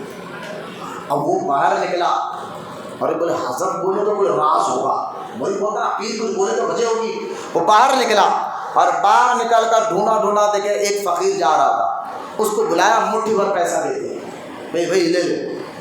انہیں ہاتھ میں پیسے لیا, خوش ہو گیا. اب اس مرید کو خواہش ہوئی کہ دیکھو تو صحیح ہے فقیر یہ کام کرتا کہ ان پیسوں کا, لیکن حضرت بولے تو کوئی راز ہوگا. اب اس کے پیچھے پیچھے یہ مرید بھی جانے لگا. وہ فقیر کچھ دور گیا اور جا کر اپنے اور ساتھیوں کو بلوایا اور بلا کر بولا, یار آج تو ہماری پارٹی ہے شراب کی. بولے کیوں؟ بولے کوئی دیوانہ مل گیا تھا, مٹھی بھر پیسہ دے دیا اور سارے اور فقیروں کو ساتھ دے کر وہ شراب کھانے میں چلا. یہ مرید کو بڑی پریشانی, یار میں نے پیسہ دیا. اس لیے دیکھیں آپ شریعت کا حکم آپ کو بتاتا چلوں, جو ریگولر فقیر ہے روڈوں پہ مانگنے والے, ان کو دینا حرام ہے. ان کو دینا, سنیے غور سے سنیے آپ, حرام بول رہا ہوں میں آپ کو. ہاں ریگولر فقیر جو بھیک مانگنا ان کی عادت ہے, دھندا ہی ان کا بھیک مانگنا ہے. اسی لیے مسجد کے اندر بھی اگر کوئی آ کر اعلان کرے کہ بھائی صاحب میں بڑا پریشان ہوں, میرے ماں ہاسپٹل میں ہے, باپ ہاسپٹل میں ہے, ایسے لوگ مسجد میں آ کر اعلان کرے تو ان کو دینا بھی حرام ہے. ہاں وہ لوگ واقعی پریشان ہیں تو مسجد کے امام سے رابطہ کرے گا اور امام صاحب اس کی طرف سے اعلان کرے تو تب دینا جائز ہے, کیونکہ یہ حضور کی سنت ہے. حضور نے فرمایا کہ جو مسجد میں آ کر سامان گمنے کا اعلان کرے اس کو ہٹا لو مسجد سے. یہ ساری باتیں شریعت کے ہیں. تو جو دھندا مانگنے والے بھکاری ہوتے ہیں, ہم اکثر ان کو ارے چھوڑو یار, نیت اللہ دیکھتا ہے, بولتے بولتے رہتے مولانا لوگ یہ حرام ہے, نیت بیدار مزار ہے. اب ہاں انہوں کو جان گئے, بولے ہماری نیت تو اچھی ہے, انہوں نے کیا بھی کرے. اچھا آپ کی نیت بہت اچھی ہے, ایک کام کریے مٹھو بابا, آپ کی اگر بہت نیت اچھی ہے تو انہیں شراب پیتا ایک باٹل لے کے دے دو. بولے نیت میری اچھی ہے, تو شراب کو شراب دے گا. اچھا چلو ٹھیک ہے, آپ کی نیت واقعی اچھی ہے. اگر کوئی فقیر آ کر بولے پیسے ہو تو ایک پسٹول دلا دو, اچھی نیت رکھ, تیرے کو کیا کرنا ہے, مجھے پسٹول دلا دے, تلوار دلا دے, جمیا دلا دے, تو آپ اچھی نیت کر کے دلا دیں گے. بولے جاؤ یہ پسٹول لے لے, یہ جمیا لے لے, یہ تلوار نہیں. جو شریعت نے آپ کو حکم دیا اس پہ آپ عمل کریں, چاہے کوئی ناراض ہوتا ہونے دے, اللہ اس کا رسول ناراض نہیں ہونا چاہیے. اصل حق ہم پر اللہ اس کا رسول کا ہے. تو جو روڈوں پہ سگنلوں پر جو بھیک مانگنے کی عادت ڈالتے ہیں, شرم آتی ہے ان لوگوں کو, جو دینے والوں کو, ان کو مانگنے والوں کو نہیں, ان کی تو عادت بن گئی ہے حرام کھانے کی. آپ لوگ ذمہ دار ہیں, اگر ایسے لوگ کو دیں گے. تعجب ہوتا ہے, گھر میں دینے والا جو دے رہا ہے نا روڈ پر, گھر میں اماں پریشان ہے, اماں کو نہیں دے گا, بابا پریشان ہے, بابا کو نہیں دے گا, بھائی بہن قریب ہے، صدقہ اور سب سے پہلے جو ہم صدقہ دیتے ہیں پیسے کا جو مال کا جو بھی ہے، اس کے سب سے پہلے حقدار ہمارے قریبی رشتہ دار ہوتے ہیں، قریبی رشتہ دار ہوتے ہیں، ان کو دینا چاہیے تھا۔ ان کو چھوڑ کر یہ باہر ہمیں کیا کرتے ہیں، عجیب دور چل رہا ہے۔ لیکن میں آپ کو ایک بزرگ کے واقعے سے آپ کو پتہ چلے گا۔ اب وہ مرید جو ہے نا، جب دیکھا کہ اس کا پورا پیسہ فقیرہ جا کر شراب کھانے میں بیٹھ گئے، وہ واپس پیر صاحب کے پاس آیا، بولا حضرت آپ نے کہا تو صدقہ دو۔ میں باہر نکلا، صدقہ دیا، پیچھے گیا تو دیکھا کہ وہ تو شراب کھانے میں چلے گئے، خوب شراب پی رہے، میں ایسا پیسہ ضائع ہو گیا میرا۔ تو حضرت نے مسکرا کر اپنے جیبک سے 2 آنے نکال کر دے، فرمایا یہ لے جا اور کسی غریب کو دے۔ اب یہ 2 آنے اپنے لیا، باہر گیا، ڈھونڈا تو ایک غریب جا رہا، اس کو دے دی۔ اب وہ پیسے وہ لیے، اب وہ آگے نکلا، مرید پھر ان کی انکوائری کے لیے پیچھے گیا تو دیکھا کہ وہ غریب آدمی جس کو حضرت کے 2 آنے ملے تھے، وہ شہر کے باہر جنگل میں گیا اور جا کر اپنی بیوی کو کہہ رہا ہے کہ 3 دن سے ہم بھوکے تھے، ابھی 2 آنے ملے، یہ آٹا میں خرید کر لایا ہوں، چل ہم بیٹھ کے کھانا اپنے بچوں کو بھی کھلا لیں۔ اب وہ پریشان ہوگا، میرے پیسے تو شراب خانے میں برباد کر دیا، حضرت نے جو پیسے دیے اس کا واقعی حقدار تک پہنچا، اور غریب جو 3 دن سے بھوکا تھا، اس کے بیوی بچے آٹا مانگا کر خود بیوی بچے بھی کھائے، جو پیٹ بھر کا کھانا کھائے، وہ واپس آیا، آ کر کہ حضرت راز کیا ہے؟ تو حضرت جلال میں آئے اور فرمایا جیسا پیسہ ہو ویسی جگہ خرچ ہوتا ہے، تیرے پیسے میں خرابی تھی، تو ناجائز کماتا ہے اور آ کے ہمیں کہتا ہے دعا کرو پریشانی ہے، تیرا کاروبار حرام کا، سود کا جو ہے نا، انٹرسٹ کا تیرا کاروبار، شراب کا تیرا کاروبار، لوگوں کو لپا ڈپی کر کر تو کما رہا، اور پھر حضرت سے مرید ہے، حضرت بچا لیں گے۔ یہ کون سے بزرگ ہے، کون سا آپ نے یہ سمجھ لیا ہے؟ یہ بابا، یہ ڈھونگی لوگوں نے ان لوگوں کو سر پر چڑھا کر بیٹھا ہے، جو واقعی شرابی بے نمازی ہوتے تھے، دین کا مذاق اڑاتے تھے، یقیناً بزرگان دین ان کو مرید بناتے تھے، بنانے کے بعد بے نمازی پھر نمازی بن جاتا تھا، بے شرابی شراب چھوڑ دیتا تھا، حرام کھانے والا حرام چھوڑ دیتا تھا۔ یہ ہوتا ہے بزرگوں کی نظر کا کمال، جن پر اللہ کے ولی نظر ڈالتے ہیں تو گناہ کی زندگی سے نکل کر نیکی کی زندگی میں آ جاتا۔ اور یہ جو داڑھی کاٹنے والا، نمازیں چھوڑنے والا، نہیں غوث پاک میرے کو بہت چاہتے، آپ کو معلوم مولانا؟ بولے کیا؟ بولے غوث اعظم کی خاص نظر میرے پاس ہے، بہت چاہتے جی میرے کو غوث اعظم، غریب نواز بہت چاہتے میرے کو، ان کی نظر میرے اوپر ہے۔ اور میں نے کہا اچھا چلو کوئی، میں نے کہا آ کر بتا حضرت، بولے کیا؟ خواب ایسا آیا تھا، غوث اعظم دیکھے تھے، غریب نواز دیکھے تھے، بندہ نواز دیکھے تھے، خاص ان کی نظر ہے میرے اوپر، بہت چاہتا ہوں، اور ان کی نظر ایسی ہے جو اس کی نظر کی وجہ سے میں بہت جو ہے نا کامیاب ہو رہا ہوں، تو میں اس کو اوپر سے نیچے دیکھتا ہوں، نہ نماز چہرے پہ داڑھی، نہ نماز کی پابندی، پھر باہر رہ کر کے ان کا کاروبار سود کا، انٹرسٹ کا، اور پھر یہ لوگ جھوٹ بولتے، کئی لوگوں کے مالوں کو ہڑپ کے بیٹھے ہوئے ہیں۔ سگی بہن، میں ایسے لوگوں کو بھی جانتا ہوں، سگی بہن کو اپنے وراثت میں سے حصہ نہیں دیا، باپ کا پراپرٹی ہو تو بیٹے کو 2 حصے، بہن کو 1 حصہ ملنا چاہیے نا، تو سگی بہنوں کے پراپرٹیوں کا حصے دبا کے بیٹھ گئے، دیا نہیں، اللہ کو ناراض کیا، پھر 11ویں میں 10 دیکھ چڑھا رہے۔ کیا تم نے دین کو مذاق بنا کر رکھا ہے؟ سگی بہن تمہیں کہہ رہے میرا حق دو، حق نہیں دے رہے، اور اپنے آپ کو غوث پاک کا عاشق کہتے ہو، اپنے آپ کو غریب نواز کا عاشق کہتے ہو۔ شرم آنی چاہیے ایسے لوگوں کو جو دین کا مذاق اڑا رہے ہیں۔ غور کرے، ولی اگر کسی پر نظر ڈالتا ہے تو پھر شرابی سے وہ شراب چھوڑنے والا بن جاتا ہے، بے نمازی سے نمازی بن جاتا ہے، شریعت کا پابند بن جاتا ہے، دین کا پابند اس کے اندر آ جاتا ہے۔ خدا کے واسطے ان لوگوں سے آپ ہوشیار رہیے جو ڈھونگیوں نے ناچ نچایا، بس ہمیں ہدیہ دیو جو چاہے کرو، ہمیں پیسے دیتے رہو جو چاہے کرو، ایسا نہیں ہوتا۔ پیر جس کو پر نظر ڈالتا ہے وہ بے نمازی سے نمازی بن جاتا ہے۔ ولی محبت سے سبحان اللہ، تھکان سستی بڑے چہرے نہ رکھا ہے، چہرہ منہ لے کے مات بیٹھے، چہروں پہ حشاشی لائیے، روڈیوں پہلوانوں سرخوروں کے ساتھ ہوٹلوں میں گھنٹوں بیٹھ جاتے، وہاں چہرہ نہیں لٹکتا، فونوں میں ساری رات بیٹھ جاتے، وہاں چہرہ نہیں لٹکتا، مسجد میں بیٹھ کے چہرے نہ کو لٹکاؤ، چہرے پہ یہ بات تاثر پیش کرو، حضرت ہم آپ کی بات سمجھ رہے ہیں، انشاءاللہ عمل بھی کریں گے انشاءاللہ ولی ہے۔ ادھر ادھر آ رہے مسجد میں دیکھ رہے، یہ ادب کے خلاف ہے بابا، کب سیکھیں گے آپ، کب سیکھیں گے مسجد کا؟ کب ہم بول کر تھک جا رہے ہیں، مسجد میں آئیں گے تو نیچے نظر ڈال کر ادب کے ساتھ بیٹھ جاؤ، یوں کتنے پہ آنا ہے، کتنے پہ یہ گر رہے آپ، یہ بے حرمتی ہے، بے عزتی ہے مساجد کی۔ میں کہہ رہا ہوں غیر تو میں کیا بول رہا ہوں، سینے کے داغ جل اٹھے، سینے کے بلبلے جل اٹھے سینے کے داغ سے، اپنے گھر کو آگ لگی اپنے چراغ سے۔ آپ مسجدوں پہ جو حملے ہو رہے ہیں تو میں ان کی شدید مذمت کرتا ہوں، نہیں ہونا چاہیے، لیکن ہم مسجدوں کا کیا ادب کریں؟ ہمیں بھی چاہیے مسجدوں سے محبت کرے، مسجد میں جیسے آنا ہے ویسا آ کر بیٹھے، جیسی عزت کرنا ہے ویسی عزت کرے، تو انشاءاللہ تعالیٰ پھر اللہ تعالیٰ جو ہے نا، جس طرح کعبے کو بچانے کے لیے ابابیل کو بھیجا تھا، ان کا ایمان اور عقیدہ اللہ رسول پر مضبوط تھا، کعبے کو بچانے کے لیے ابابیل کو بھیجا تھا، اسی طرح اگر آپ مسجدوں سے محبت، مسجدوں کی عزت اور مسجدوں کو آباد کرنے والے بن جائیں گے تو کوئی مسجد کی طرف نظر نہیں اٹھائے گا، اللہ ان کے دلوں میں خوف پیدا کر دے گا۔ ہمیں چاہیے کہ ہم بھی مسجدوں کا ادب کریں، مسجدوں کا کریں۔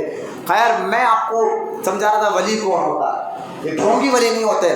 اب مخدوم شمنانی رحمۃ اللہ تعالیٰ علیہ کی میں بات بتا رہا تھا، جو بندہ نواز سے ملاقات کرتے تھے، تو خواجہ بندہ مخدوم شمنانی رحمۃ اللہ تعالیٰ علیہ اپنے خانقاہ میں ایک بار قرآن کا درس دے رہے تھے، کون سا؟ سورہ کہف کا آیت پڑھ کر اس کا معنی اور مطلب مریدوں کو سمجھا رہے تھے۔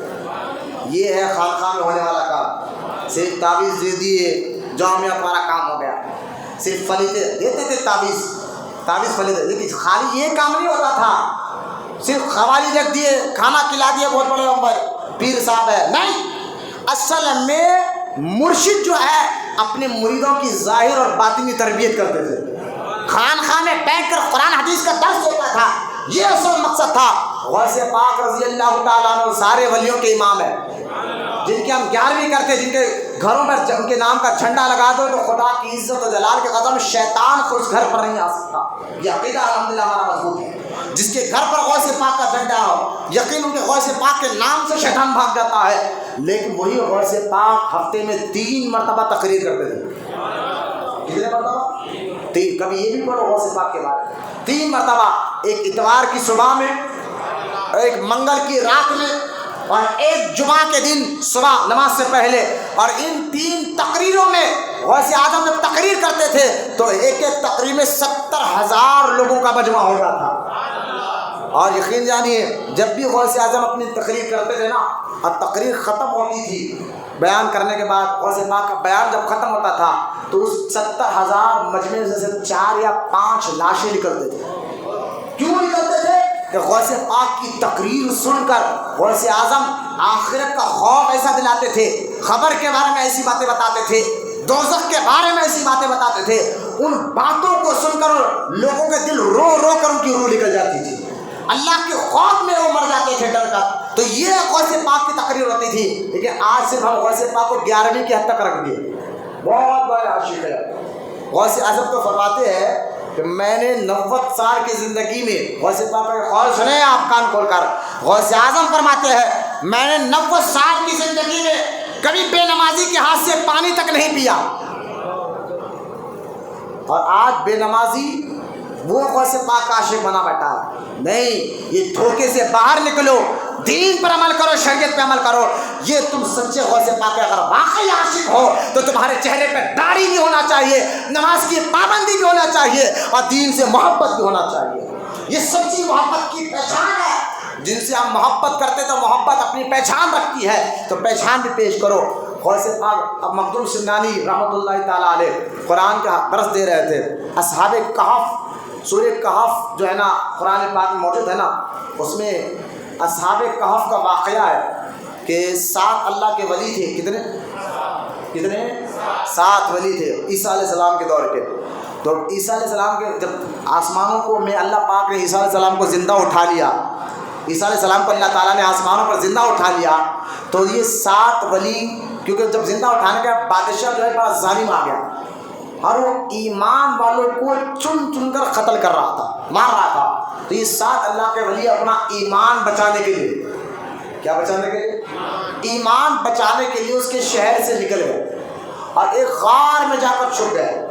اور جب غار میں جا کر چھپ گئے تو ان 7 ولیوں کے ساتھ ایک کتا بھی ان کے ساتھ آیا۔ کیا آیا؟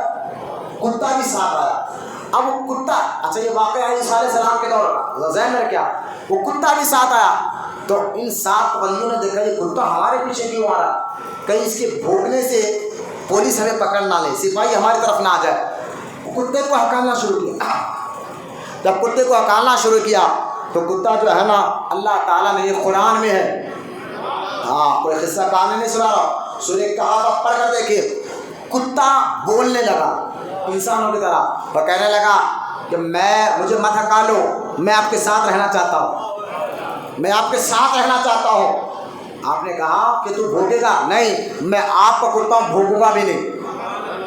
اب وہ خیر تفسیر میں آتا ہے کل قیامت کے دن اللہ تعالیٰ اس کتے کو انسان بنا کر جنت میں داخل فرمائے گا۔ بولے محبت سے سبحان اللہ۔ تفسیر روح البیان آپ پڑھ کر دیکھیں، اسی آیت کے تحت آپ دیکھیں کہ اس کتے کو جو ہے انسان بنا کر جنت میں داخل فرمایا جائے گا۔ تو مجھے بتائیے کتا ولیوں کے ساتھ رہ جائے، ہاں اس کتے کا نام قرآن میں آیا قطمیر، کیا ہے قطمیر۔ اگر آپ کہیں جا رات کا وقت ہو یا کئی بار آپ نے کتوں کو زیادہ دیکھ لیا، یہ میں ایک وظیفہ بھی آپ کو بتا رہا ہوں، کتے آپ کو نظر آ جائے اور آپ پر حملہ کرنے آ جائے، آپ خالی یا قطمیر آپ پڑھ 3 مرتبہ، اس سارے کتے جو ہے نا پیچھے ہٹ جاتے ہیں۔ بھوگنے کاٹنے والا کتا تمہارا پیر پڑ ہے، یہ ہمارے دوست کو میں نے جب وظیفہ بتایا تھا کہ اگر آپ کو کہیں پر کتے کبھی آ جائے تو کبھی یہ وظیفہ پڑھ لو، یقین جانیے عملی طور پر جس کے ساتھ ہوا میں بتا رہا ہوں۔ وہ کہتے ہیں میں ایک مرتبہ جا رہا تھا، کتے حملہ کرنے آ گئے، تو مجھے تمہاری بات یاد آ گئی، میں نے وہی پڑھا یا قطمیر یا قطمیر 3 بار، تو سارے کتے میرے پاس بڑی پھرتی سے بھاگ کر آ رہے تھے۔ جب میں نے پڑھا اور میرے قریب آ کر نیچے مڑ ایسا کر رہے تھے میرے پیر پڑنے آ رہے، ٹھنڈے ہو گئے۔ تو خیر ایک وظیفہ بتا، لیکن ولیوں کے ساتھ رہنے سے یہ کتے کو اثر آیا۔ تو اب یہ واقعہ کون سنا رہے تھے؟ مخدوم سمنانی سنا رہے تھے مریدوں کو۔ تو مریدوں کے دل میں خیال آیا، ارے یار عیسیٰ علیہ السلام کے دور میں اللہ کے ولی ایسے تھے کہ کتوں پہ نظر ڈالے تو اس کے اندر یہ کمال آتا تھا، آج کے دور میں بھی کوئی ایسا ولی ہوگا؟ یہ تو عیسیٰ علیہ السلام کے دور کی بات ہے، آج حضور کے دور میں کوئی ایسا ولی ہوگا جو نظر ڈال کر جانور کو اپنا بنا لے؟ یہ کہنا تھا، دل میں سوچ رہے تھے۔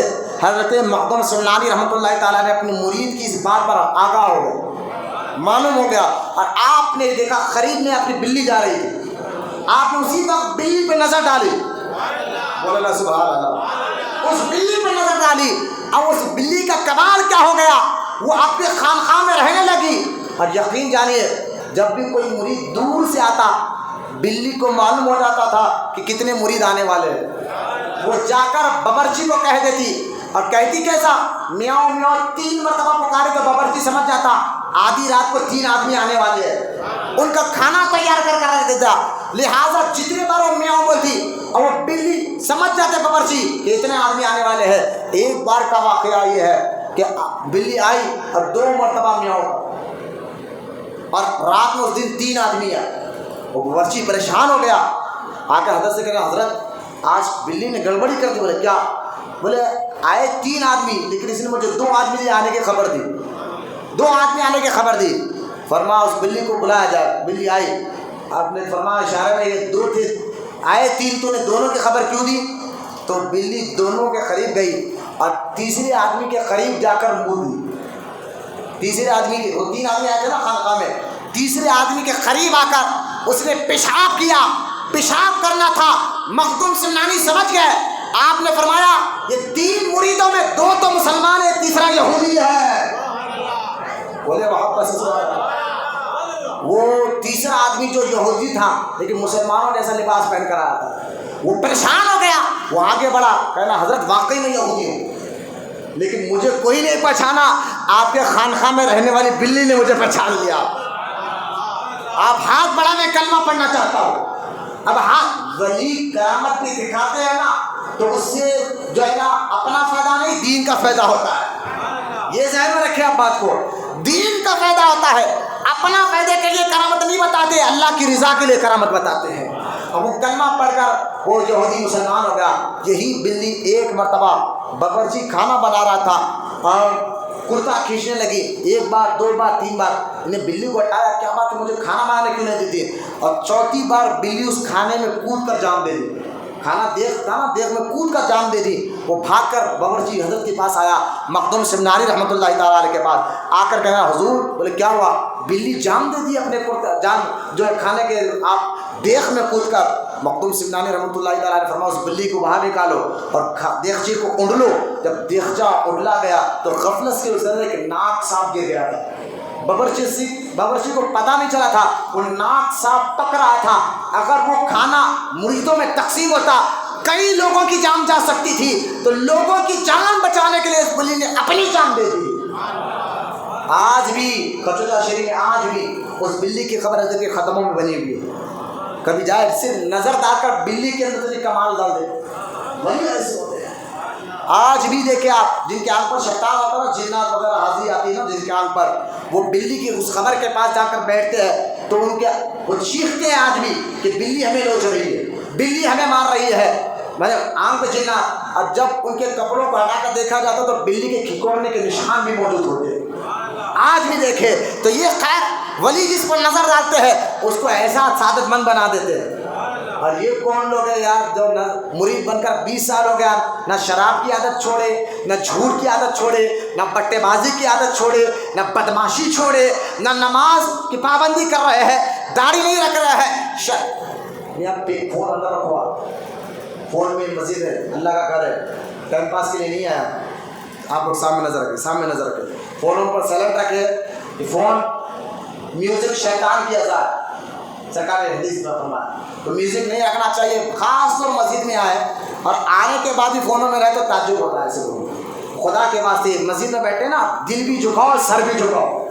ہاں میں کسی کو بول کر ان کو بولا تو میرا خون میں اضافہ، ہڈی میں گوشت میں اضافہ نہیں ہو رہا ہے۔ میں نے کہا نا یہاں غلطی ہو تو ہم آنکھ میں آنکھ ملا کر بولتے ہیں، کیونکہ ہم کسی کی ہڈیوں پہ پلنے والے مولوی نہیں، کسی کی تنخواہ پہ پلنے والے مولوی نہیں جو خاموش بیٹھ جائے۔ اگر غلطی ہو تو آنکھ میں آنکھ ملا کر بولتے ہیں، اللہ کی رضا کے لیے بولتے ہیں، تاکہ وہ دین سیکھے، سمجھے کہ مساجد کا ادب کرے، مسجدوں سے محبت کرے۔ خیر آپ مجھے بتائیں مخدوم سمنانی کتنے بڑے ولی؟ بولے محبت سے۔ اب ان کی کتاب ہے لطائف اشرفیہ، کتاب کا نام کیا ہے؟ لطائف اشرفیہ۔ تو مخدوم سمنانی سے پوچھا گیا حضور اب دیکھیں ولیوں سے پوچھو ولی بنتے کیسا؟ ڈھونگیوں کے پاس کیا جا رہے ہیں آپ؟ ولیوں سے پوچھو ولی کیسے بنتے ہیں۔ مخدوم سمنانی رحمۃ اللہ تعالیٰ علیہ سے کسی نے پوچھا حضور اللہ کا ولی بننا ہے تو کیا کرنا ہوگا؟ تو مخدوم سمنانی رحمۃ اللہ تعالیٰ فرماتے ہیں دیکھو ولی بننے کے لیے 3 چیزیں ہیں۔ بولے محبت سے فرماتے پہلا چیز علم ہے۔ اللہ کے ولی، اللہ کے قریب ہونا تو پہلا کیا ہے؟ پہلا کیا ہے؟ علم۔ آج اس سے پہلی سیڑھی میں بڑے بڑے باہر ہے، علم نہیں ہے اور بتی پہنچی بھی کرتے ہیں۔ کالا کپڑا پہن لیا، کالا شملہ پہن لیا، بہت پہنچے ہوئے ہیں جی، آپ کو کیا معلوم ہے؟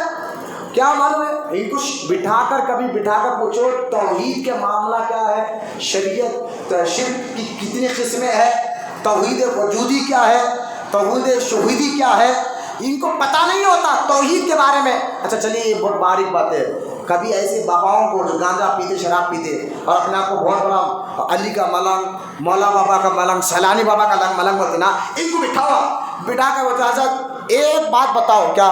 بولے نماز کی شرطیں کتنی ہیں؟ اچھا چلیے یہ بھی بہت ہو گیا، کبھی ان کو بلا کر نماز یہ پوچھو کہ غسل میں فرض کتنی ہیں، سنتیں کتنی ہیں، وضو میں فرض کتنے ہیں، سنتیں کتنے ہیں؟ خدا کی قسم جواب نہیں دے پائیں گے۔ صرف ان لوگوں نے کالے پیلے ہرے چمڑے پہن کر اپنے کمائی کا ذریعہ بنا رکھا ہے۔ تو حضرت مخدوم سمنانی رحمۃ اللہ تعالیٰ علیہ فرماتے ہیں ولی ہونے کے لیے پہلی شرط ہے علم۔ بولے محبت معلوم کیا؟ کوئی جاہل اللہ کا ولی نہیں ہو سکتا، کوئی سود خور اللہ کا ولی نہیں ہو سکتا، کوئی بے نمازی اللہ کا ولی نہیں ہو سکتا، کوئی گانجا پینے والا ولی نہیں ہو سکتا۔ خدا کے واسطے مسلمانوں جہاں وہابیوں سے تمہیں بچنا ہے، ایسے ڈھونگے سے بھی اپنے ایمان عقیدے کو بچاؤ۔ آپ جانتے حضرت خواجہ مودود چشتی رحمۃ اللہ تعالیٰ، کون ہے خواجہ مودود چشتی؟ میں بہت بڑا نام بول رہا ہوں، اب سنیے میں یہ کون ہے. خواجہ مودود چشتی رحمۃ اللہ تعالیٰ علیہ کے مرید ہے خواجہ شریف دندانی رحمۃ اللہ علیہ. ٹھیک ہے، خواجہ مودود چشتی کے مرید خواجہ شریف دندانی ہے، اور خواجہ شریف دندانی کے مرید خواجہ عثمان ہرونی ہے. خواجہ عثمان ہرونی کے مرید خواجہ غریب نواز ہے.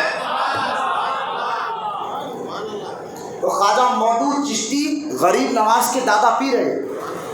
غریب نواز کے پیر کے پیر کے پیر، سیدھا بیٹھو بیٹا، ٹھیک ہے لیکن مت بیٹھو. پیر کے پیر کے پیر خواجہ مودود چشتی. اب ذرا سنیے ان کے بارے میں کیا کہنا چاہتا ہوں. پہلی شرط کیا ہے ولی کے لیے؟ علم. اب ذرا سنیے، خواجہ مودود چشتی رحمۃ اللہ تعالیٰ کے والد بھی ولی، دادا بھی ولی، بھائی بھی ولی. اب ہوا یہ کہ ان کے والد صاحب جو ہے نا خواجہ مودود چشتی کے والد کا انتقال ہو گیا. جب انتقال ہو گیا تو ابھی خواجہ مودود چشتی عالم بنے نہیں تھے، علم حاصل نہیں کیا تھا. مریدوں نے کہا کہ آپ کے والد تو انتقال ہو گیا، اب ان کی کرسی پہ آپ بیٹھ جائیے، سجادہ آپ بن جائیے، آپ بہت بڑے ولی کے بیٹے ہیں، آپ خود بن جائیے جو آج کل ہو رہا ہے. باپ بہت بڑے ولی تھے، ابا کئی ان کے مرید آئے ہزاروں کی تعداد میں. جیسے ہی ابا کا انتقال ہوا بیٹا بیٹھ گیا، نہ شریعت پہ عمل ہے، نہ علم حاصل کرا، نہ اس کو مرید بنایا گیا، نہ خلافت دی گئی، ناہل لوگ کرسیوں پہ بیٹھ جاتے. مجھے بتائیے اگر ناہل آدمی، جاہل آدمی کوئی بھی ذمہ داری کو سنبھالے تو وہ سنبھال پائے گا؟ جاہل آدمی نہیں سنبھال سکتا. جو اب جس کام کی صلاحیت اس بندے میں ہو ہی نہیں. ایک آدمی ہے جو الیکٹریشین نہیں ہے، اب اس کو بلا کر فین سیدھا کر پائے گا؟ جب معاملے سے دنیا میں بھی کئی مثالیں ہیں کہ ایک جو ہے نا چھت ڈالنے والا، جس کو چھت ڈالنا نہیں آتا اس کو آپ بلا کے تھوڑے کہیں گے چھت ڈالو، تو اس فیلڈ میں وہ ہے ہی نہیں، وہ سیکھتا ہی نہیں، تو بنائے گا کیا، سمجھائے گا کیا؟ تو آج ہو رہا کہ بابا ولی تھے، بیٹے کو تو پڑھایا نہیں، سمجھایا، پڑھا نہیں. اب باپ کا مرد ہی لوگ بیٹھ گئے. مریدہ تو ابا کے بہت ہزاروں کی تعداد میں تھے، اب مریدہ بیٹے کے ہاتھ چوم رہے. بھائی چومو اگر بیٹا اس قابل بنا ہو تو، دین کا پابند ہو تو. خیر خواجہ مودود چشتی بہت بڑے ولی تھے ان کے ابا. اب یہ ان کے والد کے انتقال کے بعد سجادہ بن گئے، اور جب سجادہ بن گئے علم حاصل نہیں کیا تھا، کیونکہ اللہ پاک اپنے محبوب بندوں، یاد رکھیے جیسا ایک جملہ اصحاب کا یہ واقعہ ہے کہ اگر آپ کے دادا پردادا اگر کچھ نیک تھے اور نیک عمل کرتے تھے، آپ کے دادا والد پردادا، تو غور سے سنیے بات کو، اگر آپ یا آپ کے ابا دادا پردادا نیک تھے، نیک عمل کرتے تھے، تو اس نیکی کا اثر اللہ ان کی 4 سے 5 نسلوں میں بھی دیتا ہے. نیکی آپ کرو، مثال کراؤ، آپ نیکی کرو بیٹوں میں اثر آئے گا، آپ اچھے کام کرو بچوں میں اچھی مزاج آئے گی. اس لیے آج ہمارے گھروں میں غوث پاک کے جیسے بچے کیوں پیدا نہیں ہو رہے، غریب نواز جیسے بچے کیوں پیدا نہیں ہو رہے، بندہ نواز جیسے بچے کیوں پیدا نہیں ہو رہے ہیں؟ کیونکہ ہمارے باپ ہماری ماں الا ماشاء اللہ نو دین سے دور، وہ تو ٹی وی پر لنگا ناچ ہو رہا ہے، بیوی بھی بیٹھتی ہے، اماں بھی بیٹھی ہوئی ہے، بیٹے بھی بیٹھے ہیں، جوان بچیاں بھی بیٹھ رہے ہیں، اور ٹی وی پہ لنگا ناچ دیکھ رہے ہیں. ہیرو ناچ رہا ہے وہ دیکھ رہا ہے، ہیروئن ناچ رہی ہے وہ دیکھ رہا ہے، اذان ہو رہی ہے بیٹا دیکھتا. میں بات بتا دوں، بچے باہر بات میں سیکھتے، گھر میں پہلے سیکھتے. بچے باہر بات میں سیکھتے ہیں، پہلے گھر کے ماحول کو سیکھتے ہیں. مجھے بتائیے بیٹا دیکھ رہا، ابا اذان بھی ہو رہی تو ٹی وی پہ کرکٹ دیکھ لیتے بیٹھے ہوئے، آواز بھی کم نہیں کیا، اذان بھی ہو رہی تو نیوز دیکھ لیتے بیٹھے، آواز بھی کم نہیں کیا. تو بچہ والے ہاں ہمارے ابا تو نماز خالی جمعے کو جاتے تھے، اب انہوں نے خالی جمعے کا نماز ہی بنے گا. اب تو وہ بھی ختم ہو گیا. ارے ان کے ابا صرف کیارے ٹکر سال میں 2 ٹکر، کیارے ڈکر سال میں 2 ٹکر ہوتے نا، صرف رمضان یا بقرعید میں نظر آئیں گے. اب بیٹا بھی ہو رہا، ابا تو خالی بقرعید پڑھتے تھے، رمضان کی عید کی نماز پڑھتے تھے. جیسا کہ فرسٹ لاک ڈاؤن کا معاملہ ہوا، پہلے لاک ڈاؤن میں حکومت کی طرف سے جو ہے نا نماز کو پڑھنے کی پابندی کی گئی تھی، عید کی نماز. اب اتنے لوگ بے-چین ہو گئے، اتنے بے-چین ہو گئے جو برسوں نماز نہیں پڑھتے، انہوں نے پاک تو نماز پڑھنا ہے. پولیس کے مارا کھائے، لاٹھیاں کھائے، یہ مسجد سے بھاگے، وہ مسجد میں، وہاں سے بھاگے، یہاں پر بھاگے. ہمارے پاس بھی آ گئے تھے، یہاں بھر گئے تھے. تو میں نے کہا بھائی ماشاء اللہ آپ کے جذبے کو سلام والا ہے، واہ واہ بھی بہت زبردست آپ نے کام کیا. بولے حضرت عید کی نماز ہے. اچھا میں نے کہا دیکھو جو عید کی نماز میں جو جذبہ آپ دکھائے نا، لوگوں کے مارا کھا کے پولیس سے چھو کے ڈر کے بس نماز پڑھنا، عید کی نماز پڑھنا ہے، بار اکثر ہم روزہ نہ بھی رکھے لیکن نماز پڑھنا ہے بھائی۔ میں ان کو بولا ہاتھ جوڑ کے بھائی یہ جو جذبہ آپ دکھایا نا بہت اچھا کرے، جذبہ دکھائے تھے، لیکن عید کی نماز سے زیادہ امپورٹنٹ یہ 5 ٹائم کی نمازیں، عید کی نماز واجب ہے، یہ 5 ٹائم کی نمازیں فرض ہے۔ ایک ٹائم پر واجب چھوڑو تو اللہ معاف کر سکتا ہے، اس کی مرضی ہے، واجب کا گناہ صغیرہ ہوتا ہے، لیکن فرض نماز میں کبھی ایسا جذبہ دکھا جو عید سے زیادہ امپورٹنٹ نماز تھے۔ پھر لاک ڈاؤن ختم ہوا، پھر مسجدیں ویران ہماری، یہ ہمارا حال ہو گیا ہے کہ ہم اپنی مزاج سے عبادت کرنا چاہتے ہیں، اس کو کہتے ہیں من چاہی عبادت، من چاہی عبادت۔ اس لیے میں آپ کو کہتا ہوں من چاہی عبادت گزار نہیں بنو، رب چاہی عبادت گزار بنو۔ تو جس طرح جذبہ عید کی نماز کے دکھائے سے دکھاؤ، تو لہٰذا میں آپ کو سنا رہا تھا خواجہ مودود چشتی کے بارے میں۔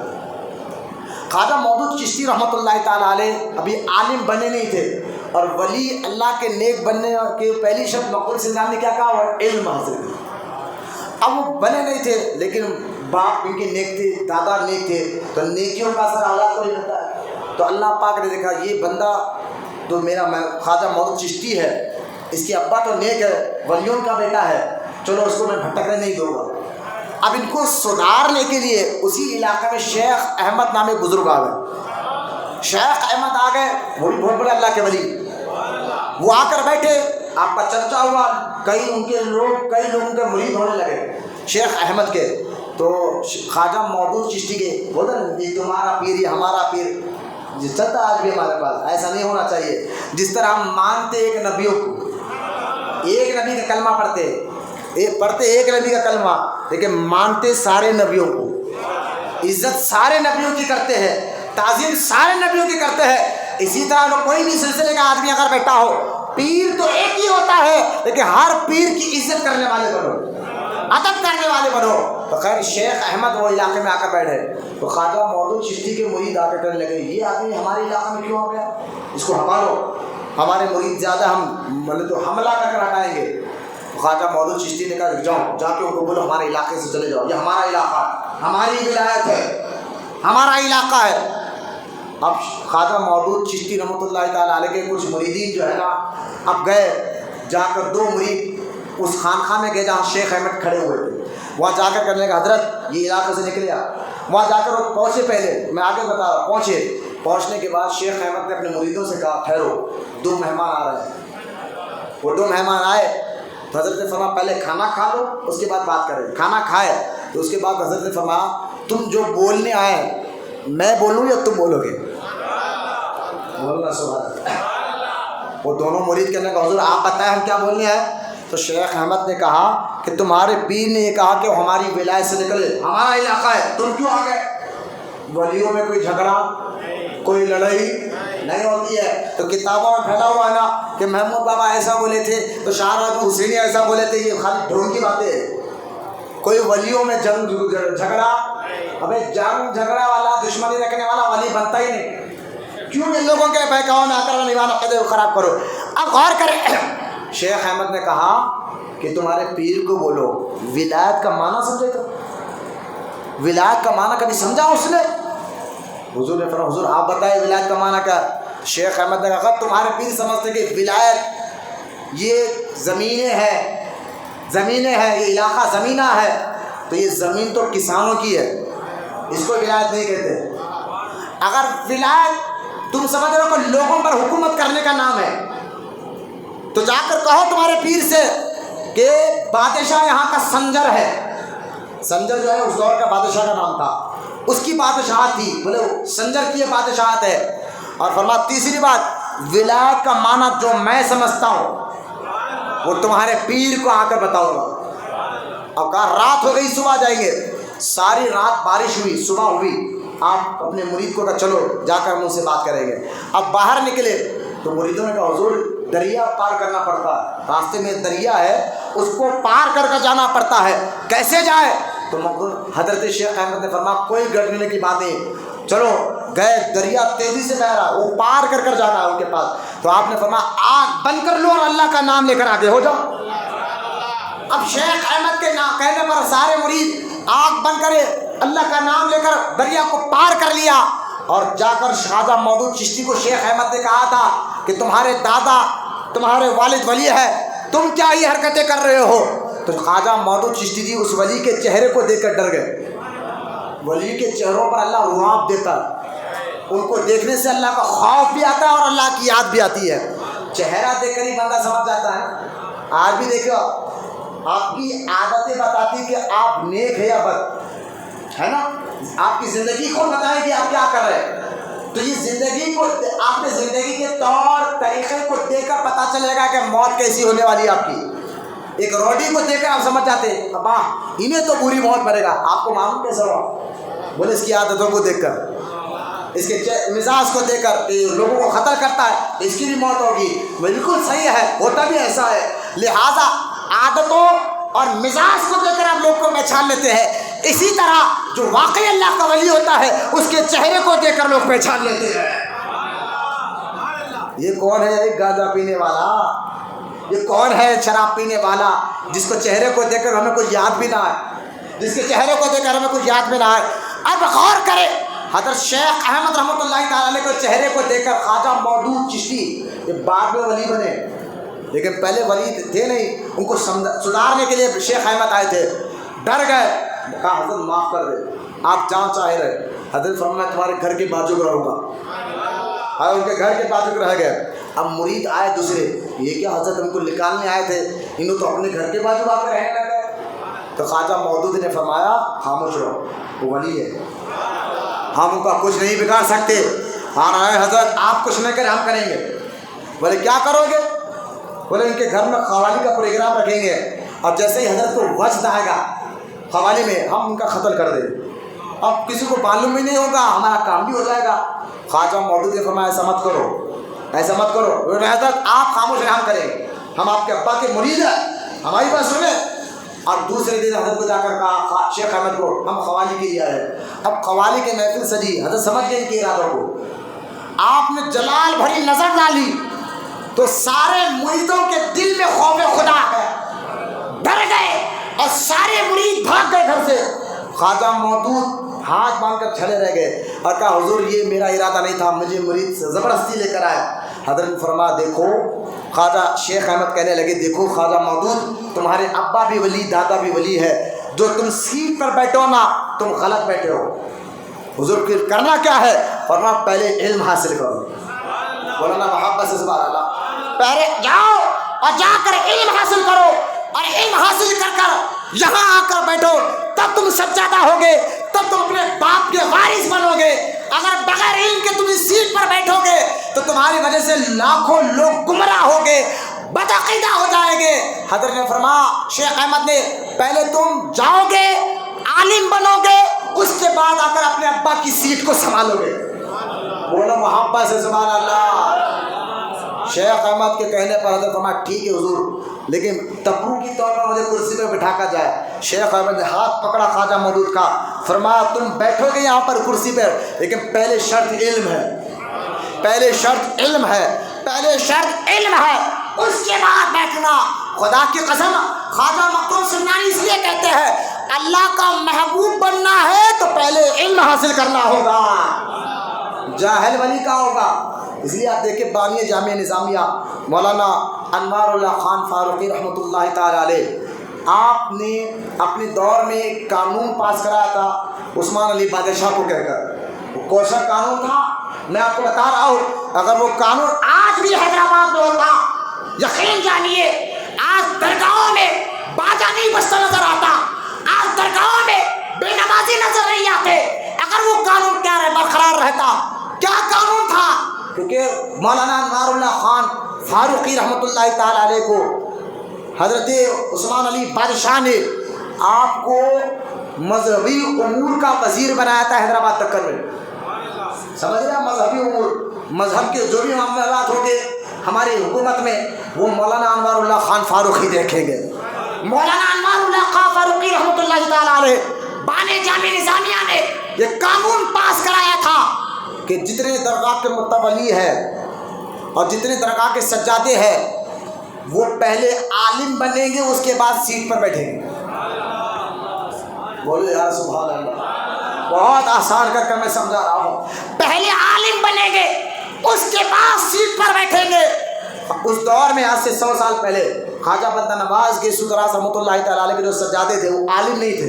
انہوں نے ہاتھ جوڑ کر کہا میں بوڑھا ہو گیا ہوں، آپ ایک قانون کیا پاس کر دیا، حکومت مجھے بیٹھنے نہیں دے رہی ہے، میں اتنی بوڑھی عمر میں کیا علم حاصل کروں. تو آپ نے فرمایا ایک بند کمرے میں ایک بچے کو بھیج دیتا ہوں، لیکن پہلے علم حاصل کرو، اس کے بعد سجادہ بنو. لوگوں نے پوچھا حضرت کیوں ایسا آپ نے کیا؟ تو مولانا انوار اللہ خان فاروقی کہتے تھے کہ درگاہ میں بیٹھنے والا متولی ہو یا سجادہ ہو، ان سے ہر مذہب والا آ کر ملتا ہے، ہر لوگ آ کر ملتے ہیں. اور یہ خود جاہل ہو، یہ خود ان پڑھ ہو، عالم نہ ہو، قرآن حدیث کی بنیادی باتیں بھی نہ جانتا ہو، یہ لوگوں کو دین کیا سکھائے گا، یہ لوگوں کو دین کیا سمجھائے گا؟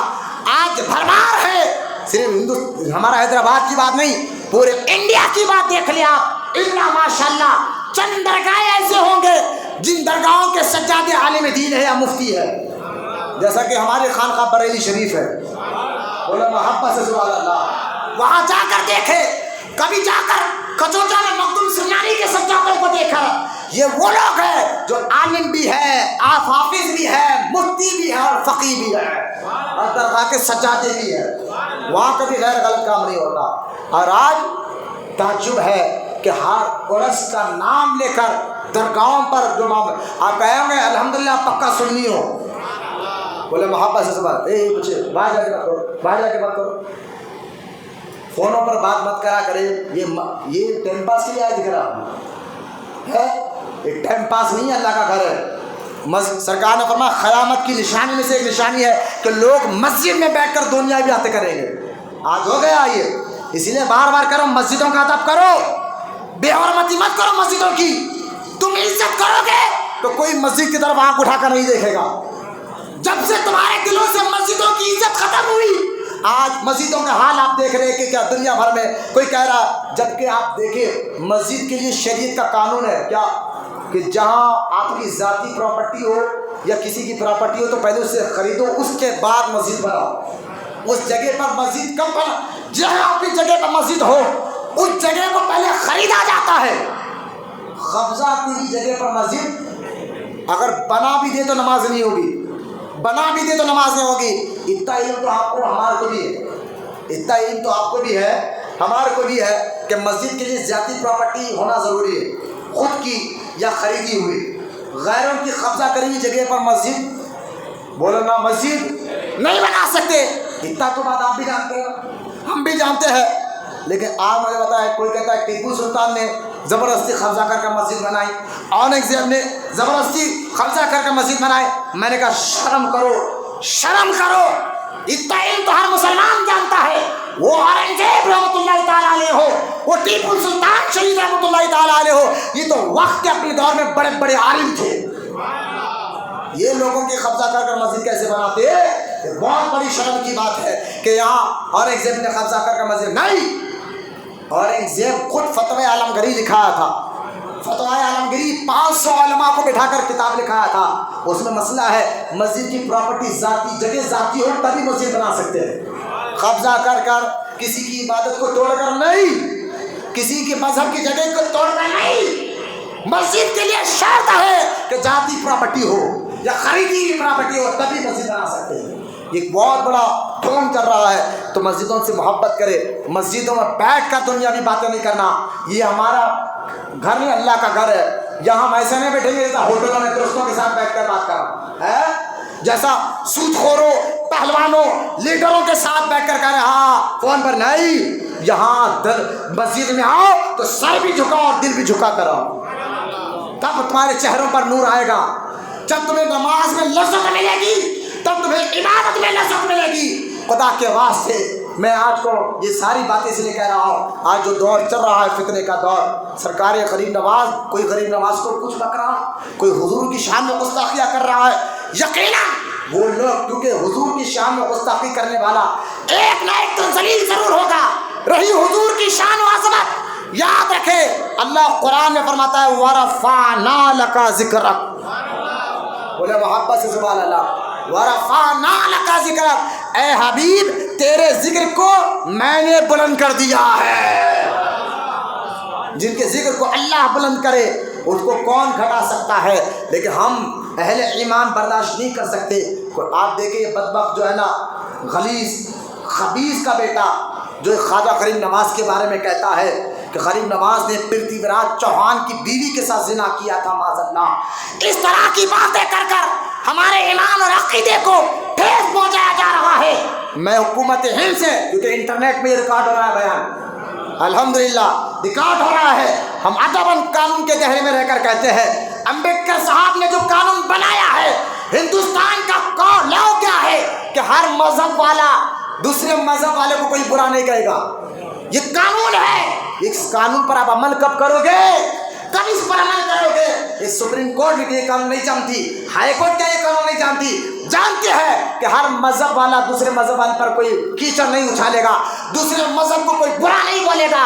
لیکن کیا بات ہے خاص طور پر اہل ایمان کو نشانہ بنایا جا رہا ہے، انہی کے بزرگوں کو گالیاں دی جا رہی معاذ اللہ، انہی کے نبی کی شان میں گستاخی کی جا رہی ہے۔ ایک وجہ ہم بھی ہے کہ ہم دین کو اپنے پیٹ پیچھے ڈال دیے، ایک مذاق بنا کر رکھ دیا ہم نے۔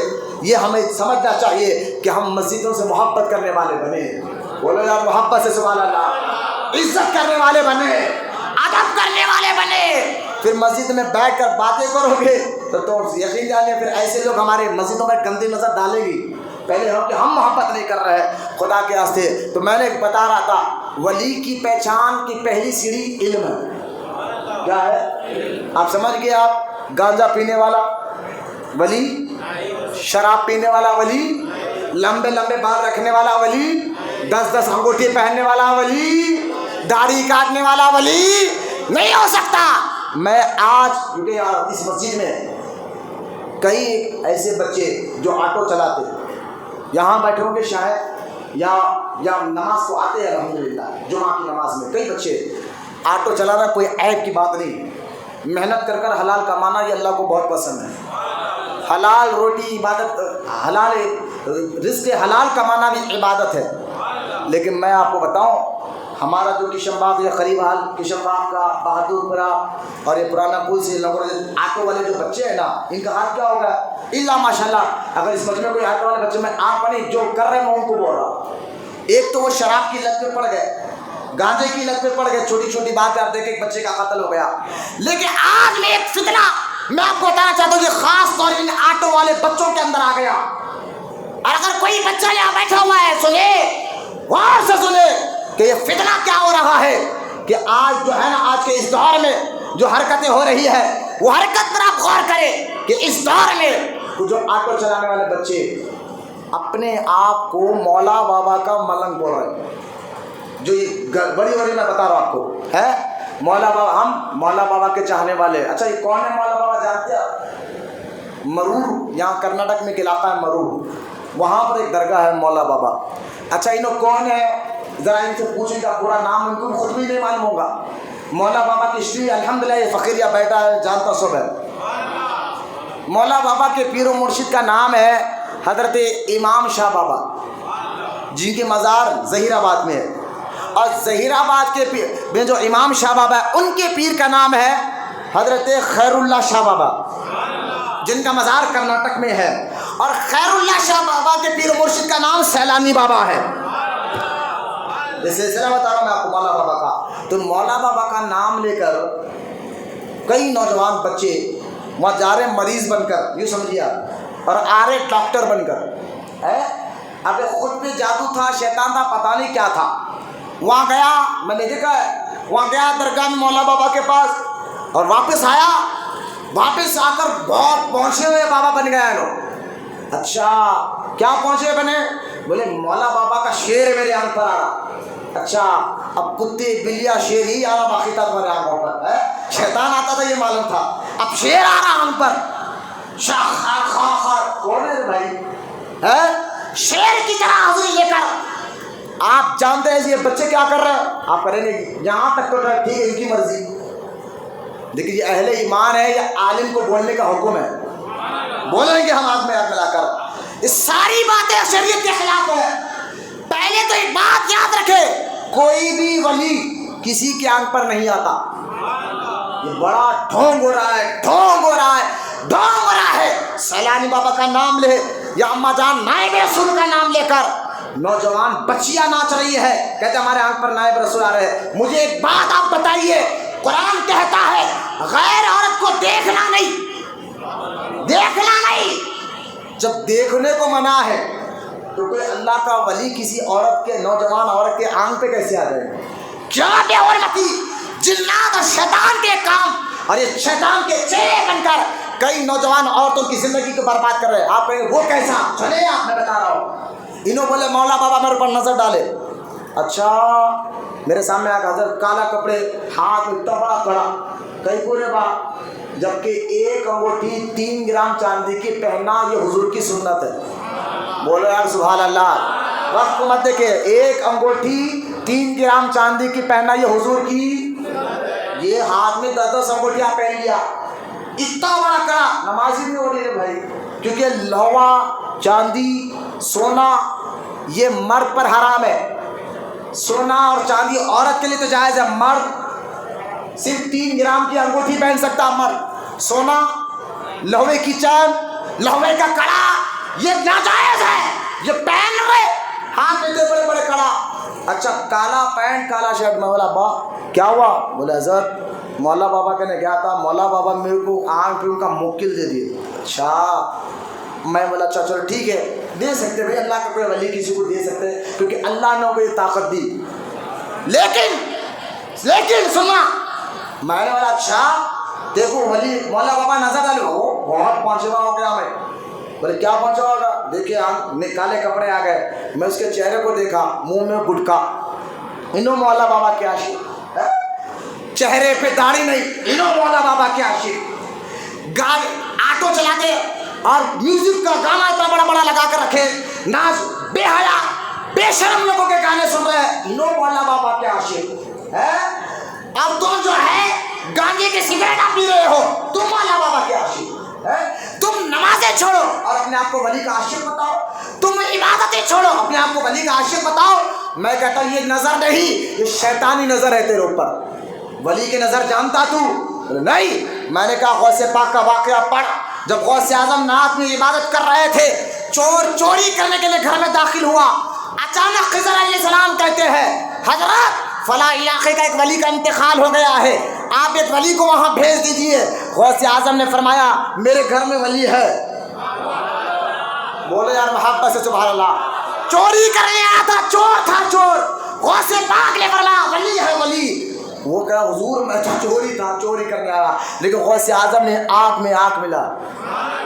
تو نے بھی کتابوں سے، میں نے پی نگاہوں سے. فرق ہے بہت آتا تیرے میرے پینے میں. کبھی شعر کا اصل مطلب سمجھا تم نے؟ چور کو نظر ڈال کر ولی بنا دیا. بولے یار محبت سے سبحان اللہ. اچانک ولی جب ہوتا ہے نا، سینے میں اللہ غوث پاک کی نظر سے اللہ تعالیٰ نے سینے میں غیبی علم داخل فرما دیا، جس کو حدیث پاک میں علم لدھونی کہتے ہیں. غیبی علم داخل فرما دیا. اس کے بعد ولی بنایا تو چہرے پہ نور بھی آ گیا، داڑھی بھی آ گئی، شریعت کی پابندی ہو گئے. میں کہتا ہوں ولی جس پر نظر ڈالے وہ بے نمازی سے نمازی بن جاتا ہے. ولی جس پر نظر ڈالے وہ داڑھی کٹے سے داڑھی والا بن جاتا ہے. ولی جس پر نظر ڈالے وہ حرام کام چھوڑ کر حلال کام کرنے والا بن جاتا ہے. یہ کون ہے بھائی؟ آٹو چلانے والے کالے پیلے کپڑے پہن کر گٹکا کھا رہے، نمازیں چھوڑ رہے اور اپنے آپ کو مولا بابا کا عاشق کہہ کر نہ جانے کتنی نوجوان بچیوں کی عزتوں کو لوٹ رہے ہو، عورتوں کو لوٹ رہے ہو. شرم ہونا چاہیے ایسے لوگوں کو. اور تو شرم ان کو بھی ہونا چاہیے جو ایسے لوگوں کے پاس جا کر ہاتھ بند کر بیٹھے ہوئے. تمہیں پتہ نہیں کہ ولی کون ہوتا ہے؟ جس کو دیکھنے سے اللہ یاد آ جائے. ان کے پاس جاؤ کبھی، دیکھو وہاں مزہ آئے گا. یہ مولا بابا کے آپ کہیں گے کیسا برباد؟ بات ختم کر رہا ہوں، وقت بہت زیادہ ہو گیا. آپ کہیں گے یہ لوگ کیا کر رہے ہیں؟ ہو رہا ہے یار، ہو رہا ہے، تعجب ہوتا ہے. ایک عورت گئی شوہر کے بارے میں، شوہر پی رہا، مار رہا. کسی کو نہیں بولا ارے وہ فلاں آٹو چلا رہا ہے. ہاں کیا ہے؟ انہوں نے آٹو نہیں چاہیے، ان کے آنکھ کو مولا بابا آتے. اچھا مولا بابا آتے. جاؤ جاؤ تمہارے شوہر پی رہا مار رہا نہ، جا کے ذرا ان سے بولو. انہوں کچھ بول دیں ہوں گے، دبا ڈال دیے ہوں گے، کوئی جادو کرا دیے ہوں گے کوئی تمہارے شوہر پر. اب انہوں جو ہے گئے پہنچ گئے. جا کر اس کے سامنے بیٹھے، آپ انہوں بیٹھے بیٹھے ہلنا شروع کرے، خر خر وہ شیر ایسے بناتے کرنے لگے. بیٹی کیا ہے؟ بولے بابا میرا شوہر جو ہے بہت پریشان ہے، مجھے مار رہا پی رہا، کام پہ نہیں جا رہا، میرے کو دیکھتے کہ لڑنے آ رہا، اماں سے اچھی بات کر رہا، بہنوں سے اچھی بات کر رہا، میرے کو دیکھ کر گالیاں دے رہا، مار رہا. اب انہوں مولا بابا کیا، اب انہوں کیا آگ پکڑ، ماں تیرے کو تیرے شوہر کو نا، بولے ہاں اس کی اماں دوا ڈال دی. کیوں؟ بولے تیرے کو الگ کرانے کے واسطے. اچھا یہ لو گمبل ڈالے، دوا ڈال دی. کبھی کہنے تمہارے شوہر کی بہن جادو کر دی. آپ انہیں گھر میں آئی، ساس سے لڑ لی، ننند سے لڑ لی، لڑائی کا گھر بن گیا. لڑائی جھگڑے اتنے کہ ساس سے دور، ننند سے دور، رشتہ داروں سے دور، اب دور. یہ توڑایا یہ بدبخت نے، اسی بدبخت نے توڑایا ہے. حدیث میں سرکار سنو، حدیث میں حضور فرماتے ہیں جس نے بلا وجہ اپنے رشتہ داروں سے رشتہ داری توڑی، جس نے بلا وجہ کے اپنے رشتہ داروں سے رشتہ داری توڑی، اللہ ان کی دعاؤں کو قبول نہیں فرمائے گا. ارے تم رشتہ داری توڑو، وہ بھی کس کے کہنے پر جی؟ جو شراب ہو، گانجا پیتا ہو، تم آئے تو تمہارا گھر گھر کر دیکھ رہا ہے، تمہارے پر گندی نیتیں ڈال رہا، وہ اپنے آپ میں سیلانی کا چاہنے والا ہو، مولا بابا کا چاہنے والا ہو، اس کے باتوں پہ آ کر تم ساس سے لڑ لو، اس کے باتوں پہ آ کر ننند سے لڑ لے، اس کے باتوں پہ آ کر بھائیوں سے لڑ لے. یہ شرم کی بات ہے. تو کوئی بھی ولی کسی کی آنکھ پر، جو بچے کی چمباک کے آٹو چلانے والے، یا خاص طور یہاں زیادہ ہو رہا ہے، میں نام بار بار اسی لیے لے رہا ہوں کہ کئی ایسے بچوں کو میں نے دیکھا ہے جو ان حرکتوں میں پھنس گئے، کالے کپڑے پہن کر ایسے نظر آئے نا، پہلے تو اس کو سمجھاؤ. اور میں ہاتھ جوڑ کر آپ سے بھی کہوں گا، اپنی بہنوں پر، اپنی بیٹیوں پر، اپنی بیویوں پر آپ تمام نظر رکھیں کہ وہ کہاں جا رہے ہیں، کس سے مل رہے ہیں، کس سے بات کر رہے ہیں. خدا کی قسم اگر آپ کو غصہ آتا ہے کب؟ جب آپ کے کھانے میں نمک کم ہو جائے، سالن میں کم ہو جائے. کبھی غصہ کرے بیوی کو نماز کیوں نہیں پڑھے بول کر نہیں آیا کبھی غصہ، روزہ کہیں کو نہیں رکھے بول کر نہیں آیا آپ نے کبھی غصہ، میری اجازت کے بغیر باہر کیوں نکلے بول کر نہیں. کیونکہ ہم تو میاں موٹو بنے ہیں بیوی کے، اٹھو بولے تو اٹھو، بیٹھو اللہ ماشاء اللہ. چل ہر مرد ایسا نہیں ہوتا نا کہ ہو گیا ہے. تو خدا کے واسطے اپنی عورتوں کو ان ڈھونگیوں کے پاس جانے سے روکو. اور جو واقعی پیر ہے ان کی پہچان میں نے آپ کو بتا دی. پہلی شرط وہ عالم ہوتا ہے، بولو محبت سے سبحان اللہ. جاہل نہیں عالم ہوتا ہے، جاہل نہیں عالم ہوتا ہے، جاہل نہیں عالم ہوتا ہے. اسی کو. اور دوسرا مخدوم سمنانی فرماتے ہیں علم، دوسرا عمل، بولو نا سبحان اللہ. عمل، وہ عمل والا ہوتا ہے. عالم ہو نمازیں نہیں چھوڑے گا، عمل والا ہوگا. اور تیسرا فرماتے ہیں احسان. علم، عمل اور احسان، یہ تین چیزیں جس کے اندر آ جائے اللہ اس کو اپنا ولی بنا لیتا ہے. علم تو سمجھ گئے، عمل تو سمجھ گئے، احسان کیا ہے؟ احسان کا مطلب یہ نہیں کہ آپ کسی پر احسان کریں، نہیں. احسان کا مطلب ہر کام وہ اللہ کے لیے کرتا ہے، ہر کام اللہ کی رضا کے لیے کرتا ہے، دکھاوے کے لیے نہیں کہ لوگ اس کی عزت کریں. میں جو یہاں بول رہا ہوں کہ تم فون پہ بات مت کرو، تم ٹیکا لے کر مت بات کرو، ایک ہوتا ہے یہ دکھاوے کے لیے بول رہا مولانا بہت اچھا بول رہے. خدا نیتوں کا بہتر جاننے والا ہے. میری نیت اس لیے نہیں کہ آپ میری تعریف کریں، میں صرف اللہ کی رضا کے لیے بول رہا ہوں تاکہ آپ کو دین سمجھ میں آئے، شریعت سمجھ میں آئے، مسجدوں سے محبت آپ کے اندر ہو. تو خدا کے واسطے اپنے نوجوان بچوں سے کہوں گا صحیح پیر کو تلاش کر، جو قرآن کا حکم بھی ہے، حدیث کا حکم ہے، ان کی صحبت میں بیٹھے، پھر دیکھو وہ آپ کو اللہ تک پہنچائیں گے. جو قرآن کہتا ہے وابتغوا الیہ الوسیلہ، میری راہ میں وسیلہ تلاش کرو. جو قرآن کہتا ہے صراط الذین انعمت علیہم، ان کے راستے پر چلو جن پر میں نے انعام رکھا ہے، جن پر میں نے انعام رکھا ہے. یہ انعام یافتہ بندے، یہ غوث اعظم ہے، غریب نواز ہے، اور ان کے راستے پہ چلنے والے ہیں. اللہ کی بارگاہ میں دعا کرتا ہوں اللہ ہم تمام کو کہنے سننے سے عمل کی توفیق عطا فرمائے. جتنے بوڑھے بچے نوجوان یہاں بیٹھے مولانا کو بیٹھنے کا ان کا بہتر اجر عطا فرمائے، ان کی نمازوں کو قبول فرمائے، ان کی عبادتوں میں اخلاص عطا فرمائے، دکھاوا ریاکاری تکبر سے ہماری حفاظت فرما. یا اللہ ہمارے سینے سے عقل کو نکال دے، ہمیں سچا عاشق رسول بنا دے، قیامت تک ہماری نسلوں میں عاشق رسولوں کو پیدا فرما. وما علینا الا البلاغ والحمد للہ.